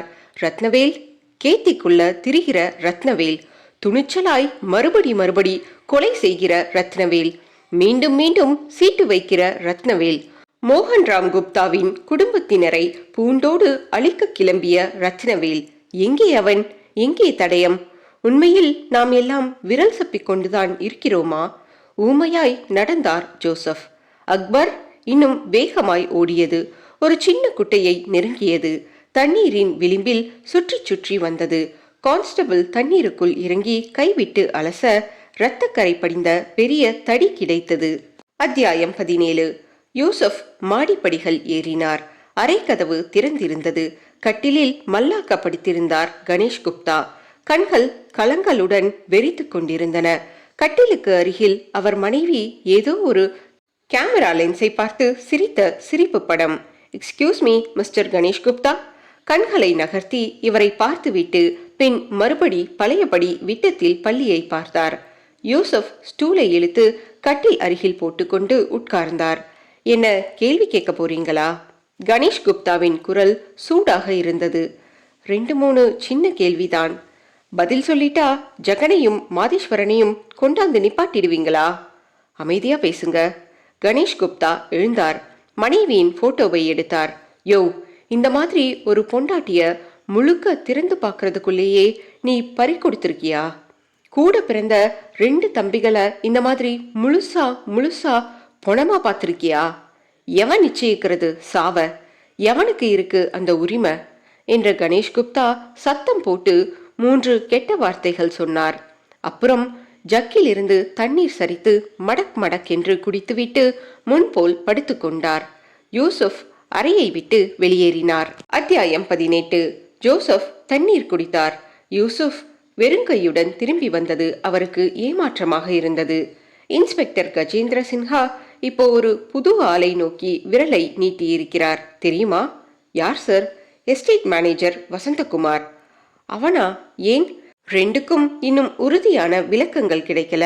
ஆனா mister Yusuf Vasanthakumar walking stick உபயோகிக்கிறவன்றத தெரிஞ்சுக்கிட்டோம். அவரோட ரூம்ல இருந்து அவருக்கு தெரியாம அவருடைய வாக்கிங் ஸ்டிக்கை எடுத்து வர ராம்குமார் போயிருக்கார். வரட்டும். அதே சமயம் இப்ப நீங்க கிளப்பி விட்டிருக்கிற புகையையும் நாம ஆராய்ந்து தீரணும். கமான் யூசப், நாம இப்ப மிஸ்டர் சின்ஹாவுக்காக ஏற்படுத்தி இருக்கிற ஆபீஸுக்கு போகலாம். இந்த நேரம் ராம்குமார் திரும்பி இருக்கலாம். வாங்க, அந்த ரிசல்ட்டை தெரிஞ்சுக்கிட்டதுக்கு அப்புறம் உங்க சந்தேகத்துக்கு வரலாம். பைக் பெட்ரோல் தின்று புகை விட்டது. சின்ஹாவின் ஆபீஸ் வரும் வரை இருவரும் பேசவில்லை. ஏற்கனவே ராம்குமாரின் பைக் நின்று கொண்டிருந்தது. இருவரும் உள்ளே நுழைந்து தனி அறையின் கதவை தட்டி மன்னித்துக் கொள்ள சொல்லிவிட்டு உள்ளே வந்து உட்காரச் சொன்னதும் உட்கார்ந்தார்கள். சின்ஹா கையில் நீளமான வாக்கிங் ஸ்டிக் இருந்தது. மிஸ்டர் ஜோசப், என் சந்தேகம் 100% சரியா போச்சு. இந்தாங்க கைத்தடி. இந்தாங்க நீங்க கண்டெடுத்த பூன். கைத்தடியில நாம எதிர்பார்த்த மாதிரி பூன் இல்ல. பொருத்தி பாருங்க, கச்சிதமா பொருந்தது. ஜோசப் பரபரப்பாக வாக்கிங் ஸ்டிக்கில் அதை பொருத்தி பார்த்து ஆச்சரியப்பட்டார். சார், இவன்தான் வசந்தகுமார். இவன்தான் குற்றவாளி. மை காட், இந்த கொலைகளை இவன் செய்ய வேண்டிய அவசியம்? ஏற்கனவே நம்ம கிட்ட பதில் இருக்கு. அந்த மனோகரி விஷயம். You mean diary? அதுல வர்றது ரத்னவேல். புதுசா எங்கிருந்து வசந்தகுமார் வர்றான்? ராம்குமார் சொன்னார். ரத்னவேல் தான் வசந்தகுமாராமா. வேலையில சேர்ந்தான்னு வச்சு பார்த்தா அபத்தம். வசந்தகுமாருக்கு வயசு 27. மோகன் ராம் குப்தா இருந்தது 11 ஆண்டு முன்னாடி. அதாவது அவனுக்கு உங்க கற்பனைப்படி பார்த்தா அப்போ வயசு 16. உன் வம்சத்தையே அழிப்பேன்னு சவால் விடுற வயசாது? தீவிரமா பாதிக்கப்பட்டவங்க விடுற சவால்ல வயசு வராது சார். அந்த அளவுக்கு அவன் அக்கா மனோகரிய இவர் இம்சப்படுத்தி இருக்கலாம். சரி, இவன்தான் மோகன் ராம் குப்தா கிட்ட சவால் விட்ட ரத்னவேலுன்னு வச்சு பார்க்கலாம். இந்த 11 ஆண்டு காலமா என்ன பண்ணினா? இதுக்கு சரியான விளக்கம் வேணுமே என்றார் சின்ஹா. என்கிட்ட விளக்கம் இருக்கு என்றார் ராம்குமார். சொல்லுங்க. காத்திருந்தான். குடும்பத்தையே பழி வாங்கணுங்கிற நெருப்பு உள்ள எரிஞ்சுக்கிட்டே இருந்துச்சு. ஆனா உடல் வலிமை, திட்டம் போடுற மூளையின் திறமை இதையெல்லாம் வளர்த்திருக்க காலம் தேவைப்பட்டது. நல்லவன் மாதிரி அதே எஸ்டேட்லேயே வேலைக்கு சேர்ந்தான். காத்திருந்தான், ஆரம்பிச்சான் தன் பழிவாங்கல்ல காரியத்தை. வேலைக்காரன் கோவிந்தா என்ன பாவம் செஞ்சான்? சாரி, எனக்கு பதில் கிடைக்கலை இந்த சந்தேகத்துக்கு. வசந்தகுமாரை பற்றி திரட்டான தகவல்களை எடுங்க மிஸ்டர் ராம்குமார். ராம்குமார் அலமாரியில் இருந்து சின்ன சின்ன ஃபோல்டர்களில் இருந்து தேடி எடுத்தார். அப்பொழுது யூசப், சார், எனக்கு ஒரு சந்தேகம் என்றார். என்ன உங்க சந்தேகம்? சொன்னா ஆச்சரியப்படுவீங்க. நான் சந்திரகுப்தாவை சந்தேகப்படுறேன். யாரு? கடைசி பையனையா? டைரி கொண்டாந்து கொடுத்தவனையா? கேஸ முழுக்க விரல் நுனியில வச்சிருக்கேன் மிஸ்டர் யூசுப். கோவிந்தா கொலை செய்யப்பட்டப்ப சந்திரகுப்தா வீட்ல இல்ல, தன் ஃப்ரெண்டு வீட்ல இருந்தார்னு அலிபி இருக்கு. அத நீங்களும் உறுதி செஞ்சிருக்கீங்க. ஜெகன் ஊட்டியில கொல்லப்பட்டப்போ கேத்தியிலிருந்து புறப்பட்டு வந்தார். சந்திரகுப்தா எல்லாரோடவும் சேர்ந்து மாதேஸ்வர குப்தா கொல்லப்பட்டப்பவும் அவர் நாம தகவல் தெரிவிச்ச பின்தான் ஸ்பாட்டுக்கு வந்தார் என்றார் சின்ஹா. மன்னிக்கணும் சார், இந்த அலிபிகள் ரொம்ப பலவீனமானவை. கோவிந்தா கொலை செய்யப்பட்டப்போ தன் நண்பன் வீட்ல இல்லாமலேயே இருந்ததா சொல்ல சொல்லி நண்பனை கேட்டு இருக்கலாம். ஜெகன் ஊட்டியில கொல்லப்பட்டப்ப சந்திரா கேத்தியில இருந்தது பெரிய விஷயம் இல்ல. 10 நிமிஷத்துல ஊட்டியில இருந்து கேத்தி வரலாம். அது மாதிரியே தான் 3வது கொலையும். நீங்க சொன்ன மாதிரி இந்த அலிபிகள் உண்மையானவையா இருந்தாலும் மாஸ்டர் மைண்டா செயல்பட்டு யாரையோ வச்சு சந்திரகுப்தா தான் இந்த கொலைகளை செய்தார்னு நான் சந்தேகப்படுறேன் என்றார் யோசப். ஓகே, அலிபிகளை விட்டுடலாம். நீங்க சொன்ன மாதிரி அவை உண்மையாவும் இருக்கலாம், உண்மைகளா உருவாக்கவும் பட்டிருக்கலாம். உங்க சந்தேகத்துக்கு ஆதாரம் என்ன மிஸ்டர் யோசப்? மோகன்ராம் குப்தாவின் அறையை நாமும் சோதனை போட்டோம்.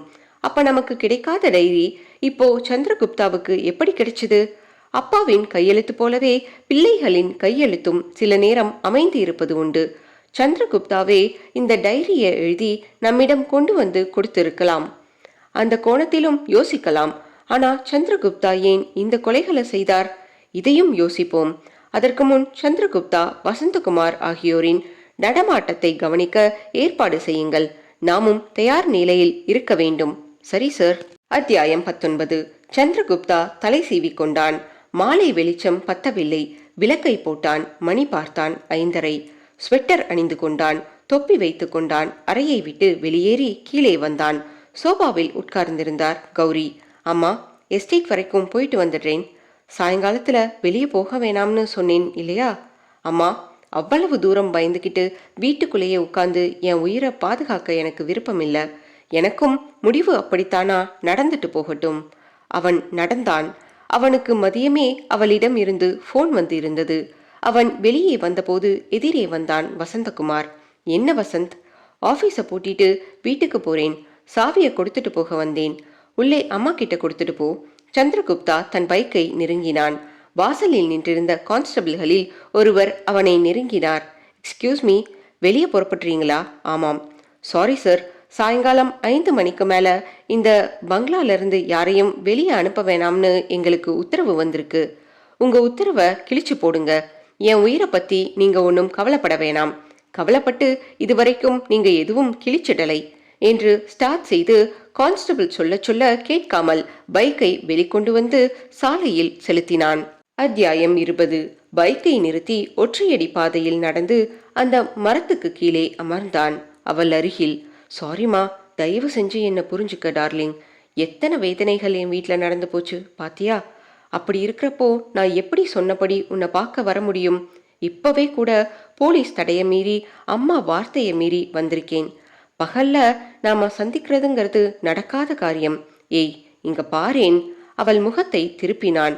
ரூபாவின் கண்கள் நீர்முத்துக்களை உருவாக்கி கொண்டிருந்தன. அசடு, எதுக்கு அலறே? உங்களை நினைச்சா எனக்கு பயமா இருக்கு. என்ன பயம்? அந்த பாவி உங்களையும் ஏதாச்சும் பண்ணிட்டானா? கேவி கேவி அழுதாள். அப்படியெல்லாம் எதுவும் நடக்காது. நாம நல்லதைத்தான் எப்பவுமே நினைக்கணும். எனக்கு பயமா இருக்குங்க. நாம எங்கேயாவது போயிடலாங்க. யாருக்கும் தெரியாம, எந்த பயமும் இல்லாம சந்தோஷமா இருக்கலாங்க. துடித்தவளின் கையை பிடித்து தன் இதழ்களில் ஒற்றிக் கொண்டான். எனக்கு மட்டும் நம் வாழ்க்கையை பத்தி, உன்னை பத்தி அக்கறை இல்லையா டியர்? கொஞ்சம் பொறுத்துக்கலாம். இந்த சூழ்நிலையில அம்மாவுக்கும் வேற யார் ஆதரவு இருக்கு சொல்லு? சந்திரகுப்தா சொன்னபோது வானம் இடித்து ஆமோதித்தது. சந்திரகுப்தா சிகரெட்டுக்காக லைட்டரை கொளுத்தின போது வெளிச்சமான பிரதேசம், லைட்டரை அணைத்த போது மறுபடி இருட்டாகி போனது. மழை வர்ற மாதிரி இருக்கு. வரட்டும், நனையலாம். அவள் முகத்தை நெருங்கினான். தூரத்தில் காய்ந்த இலைச்சருகுகள் மிதிக்கப்படுகிற ஓசை மெலிசாக கேட்டது. யாரோ தூரத்துல வர்ற மாதிரி கேட்கல? இல்லைங்க, கேட்கலையே என்று அவன் முகத்தை இறுக்கி கொண்டாள். ஓசை கொஞ்சம் அருகில் கேட்டது. எனக்கு கேக்குதே என்றாள். எனக்கு கேட்கலையே என்றாள். ஓசை மிக அருகில் கேட்டது. இப்ப கேட்கல? இல்லையே, கேட்கலையே. இப்போது நெருக்கத்தில் கேட்க பதறி எழுந்த சந்திரகுப்தாவை அவளின் 2 கரங்களும் கெட்டியாக பிடித்து கொள்ள ஒரு வலுவான கைத்தடி காற்றை வெட்டிக்கொண்டு சந்திரகுப்தாவின் மண்டையில் இறங்கியது. 3வது அத்தியாயம் என்ற சீட்டு அவன் பைக்குள் விழுந்து கொண்டு இருந்தபோது சுற்றிலும் 8 வெளிச்ச ஜீப்புகள் இன்ஜின் ஓசையோடு அந்த பிரதேசத்தை நெருங்கின. மலைத்து போன அவளும் கைத்தடியை எரிந்துவிட்டு உரை மாட்டின கைகளோடு நின்ற அவனும் ஒரு திசையை தொடர்ந்து அவசரமாக ஓடினார்கள். ஆனால் சரியாய் அவர்கள் எதிரேயும் ஒரு போலீஸ் ஜீப் வந்து நின்றது. அதிலிருந்து இறங்கிய ஜோசப்பும் யூசஃபும் அதிக சிரமம் இல்லாமல் அவர்களை பிடித்தார்கள். அத்தியாயம் 21. கேத்ரின் 2 கைகளையும் கன்னங்களுக்கு முட்டு கொடுத்து கொண்டு விழிகளை விரித்து கேட்டாள். சொல்லுங்க. அப்புறம்? பனியனை கலற்றி கொடியில் போட்டுவிட்டு வந்து அவள் பக்கத்தில் அமர்ந்தார் ஜோசப். அப்புறம் என்ன, 2 பேருக்கும் நிச்சயமா தூக்கு தண்டனைதான். அதான் தெரியுமே. அவன் யாரு? எதுக்காக இந்த கொலைகள்? இப்ப மணி ராத்திரி 10:15. கலைகள் பத்தி பேசுற நேரம். நீ கொலைகள் பத்தி கேட்கிறியே என்று கடைசி பட்டனுக்கு பதிலாக போட்டிருந்த ஊக்கை கலற்றினார். சொன்னாதான் தொடலாம். விலகினாள். உன்னோட பெரிய வம்பா போச்சு. மனுஷன் மூட்ல இருக்கேன், படு, காலையில சொல்றேன். அணைத்து கொண்டு மிச்ச பட்டன்களை விடுவித்தார். ப்ளீஸ் சொல்லுங்களேன். ப்ளீஸ், காலையில சொல்றேனே. கேத்ரின் சட்டென்று புரண்டு குப்புறப்படுத்து கொண்டாள். ஏய், என்ன இது? சொன்னாதான். சரி, சொல்லி தொலைறேன். மனோகரி ரத்னவேல் அந்த டைரி விவகாரம் சொன்னேன் இல்லையா? இது உண்மை. இப்ப கைது செய்யப்பட்ட ரூபாவும் ராஜுவும் அவங்க சகோதரன். 1 மாசம் தவணை கேட்ட மோகன்ராம் குப்தா மனோகரிய ஆள் வச்சு கடத்தி போய் அடையாளம் தெரியாம கொலை பண்ணி போலீஸுக்கே தெரியாம மறைச்சிட்டார். ரத்னவேலையும் ஆளை வச்சு அடிச்சே கொலை பண்ண முயற்சி பண்ணினப்போ பலத்த காயங்களோட உயிரை கொஞ்சம் தேக்கி வச்சிருந்து ரூபா, ராஜு இவங்க கிட்ட மட்டும் மனோகரியும் தானும் தாக்கப்பட்டது மோகன்ராம் குப்தாவோட ஏற்பாடுன்னு விவரங்களை சொல்லிட்டு இறந்து போயிட்டார். அப்போ ராஜுவுக்கு வயசு 14, ரூபாவுக்கு வயசு 9. அந்த நிமிடமே மோகன்ராம் குப்தாவோட வம்சத்தையே நாசமாக்குறதுன்னு 2 பேரும் தீர்மானிச்சு பொறுமையா காத்துக்கிட்டு இருந்திருக்காங்க. போன ஆண்டு இவங்க திட்டம் செயல்பட்டது. ரூபா சந்திரகுப்தாவை மயக்கி காதலிக்கிற மாதிரி நடிச்சு அவங்க வீட்டுல ஒவ்வொருத்தர் நடவடிக்கைகளையும் குணங்களையும் நல்லா தெரிஞ்சுக்கிட்டு அப்பப்போ தகவலை ராஜுவுக்கு சொல்லுவா. ராஜுவும் ரூபாவும் சந்திரகுப்தா முன்னாடி விரோதிங்க மாதிரி சண்டை போட்டுக்குவாங்க. முதல்ல கௌரி ஊர்ல இல்லாத கணேஷ், ஜெகன் ஊட்டிக்கு போயிட்ட நாள்ல தனியா வீட்டுல இருந்த மாதேஸ்வர குப்தாவை தீர்த்து கட்ட தீர்மானிச்சு ராஜு கையில உரைய மாட்டிக்கிட்டு ராத்திரி வந்து பங்களா கொல்லைப்புறத்துல காத்திருந்தப்ப எதேச்சையா பாத்ரூம் போறதுக்காக எழுந்து வந்த கோவிந்தா இவனை பார்த்துடவே தாம் மாட்டிக்க கூடாதுன்னு கோவிந்தாவை மண்டையில போட்டுட்டான். அந்த குடும்பத்துல இருக்கிற ஒவ்வொருத்தருக்கும் இது பழிவாங்கிற படலம்னு புரியணும்னு தானு கொல்லப்பட போறோம்னு பயந்து நடுங்கணும்னு இவனுக்கு வெறி. அதனால இது முன்னுரைன்னு எழுதி சீட்டை வச்சுட்டு ஓடிட்டான். அதே மாதிரி ஜெகன் ஊட்டிக்கு தனியா போனப்போ பின்தொடர்ந்து போய் அகஸ்டின் வீட்டு வாசல்ல கார் நின்னுகிட்டு இருந்தப்ப பின்னாடி ஏறி உட்கார்ந்துட்டான். ஜெகன் புறப்பட்டு திரும்பி வர்றப்ப காரை நிறுத்த சொல்லி மண்டையில இரும்பு தடியால அடிச்சுட்டு ஓடிட்டான். அதுக்கு முன்னாடி போலீஸ திசை திருப்ப வைக்கிறதுக்காக மேனேஜர் வசந்தகுமாரோட கைத்தடியிலிருந்து பூனை தெரியாம கலட்டி எடுத்து வந்து அந்த இடத்துல போட்டுட்டான். அதே மாதிரி மாதேஸ்வர குப்தா தனிமைய நாடி போய் கவசம் படிச்சுக்கிட்டு இருந்தப்ப இடையூறா இருந்த கான்ஸ்டபிள தாக்கிட்டு மாதேஸ்வர குப்தா மண்டைய உடைச்சிட்டு பக்கத்துல இருந்த குட்டையில தடிய வீசிட்டு ஓடிட்டான். அடுத்த இலக்கா சந்திரகுப்தாவை தீர்மானிச்சு ரூபாவை வச்சு வர வச்சு அவங்க சந்திக்கிற இடத்துக்கு வரவழைச்சு அவனையும் கொன்னுட்டான். சந்திரகுப்தா வேகமா பைக்ல போறார்னு பங்களால இருந்து கான்ஸ்டபிள் எங்களுக்கு தகவல் சொன்னதும் உஷாரா இருந்த நாங்க அவரை தொடர்ந்து போய் பாக்குறதுக்குள்ள 4வது கொலையும் நடந்து போச்சு. அந்த ராஜு எவ்வளவு அழுத்தமானவன் தெரியுமா? தூக்கு தண்டனை தான் கிடைக்கும்னு தெரிஞ்சும் அதுக்கெல்லாம் பதறல. திரும்ப திரும்ப என்ன சொல்றான் தெரியுமா? என்ன என்றாள் கேத்ரின். இன்னும் 2 கொலைய பாக்கி வச்சிருக்கேங்கிறான், பாவி என்றாள். நான் கூடத்தான் பாவி என்றார் ஜோசப். ஏன், நான் கூடத்தான் இன்னும் 2ஐயும் பாக்கி வச்சிருக்கேன் என்று அவளை புரட்டின போது கேத்ரின் சிரித்துக்கொண்டே மல்லாந்து படுத்து கண்ணடித்தாள். முற்றும்.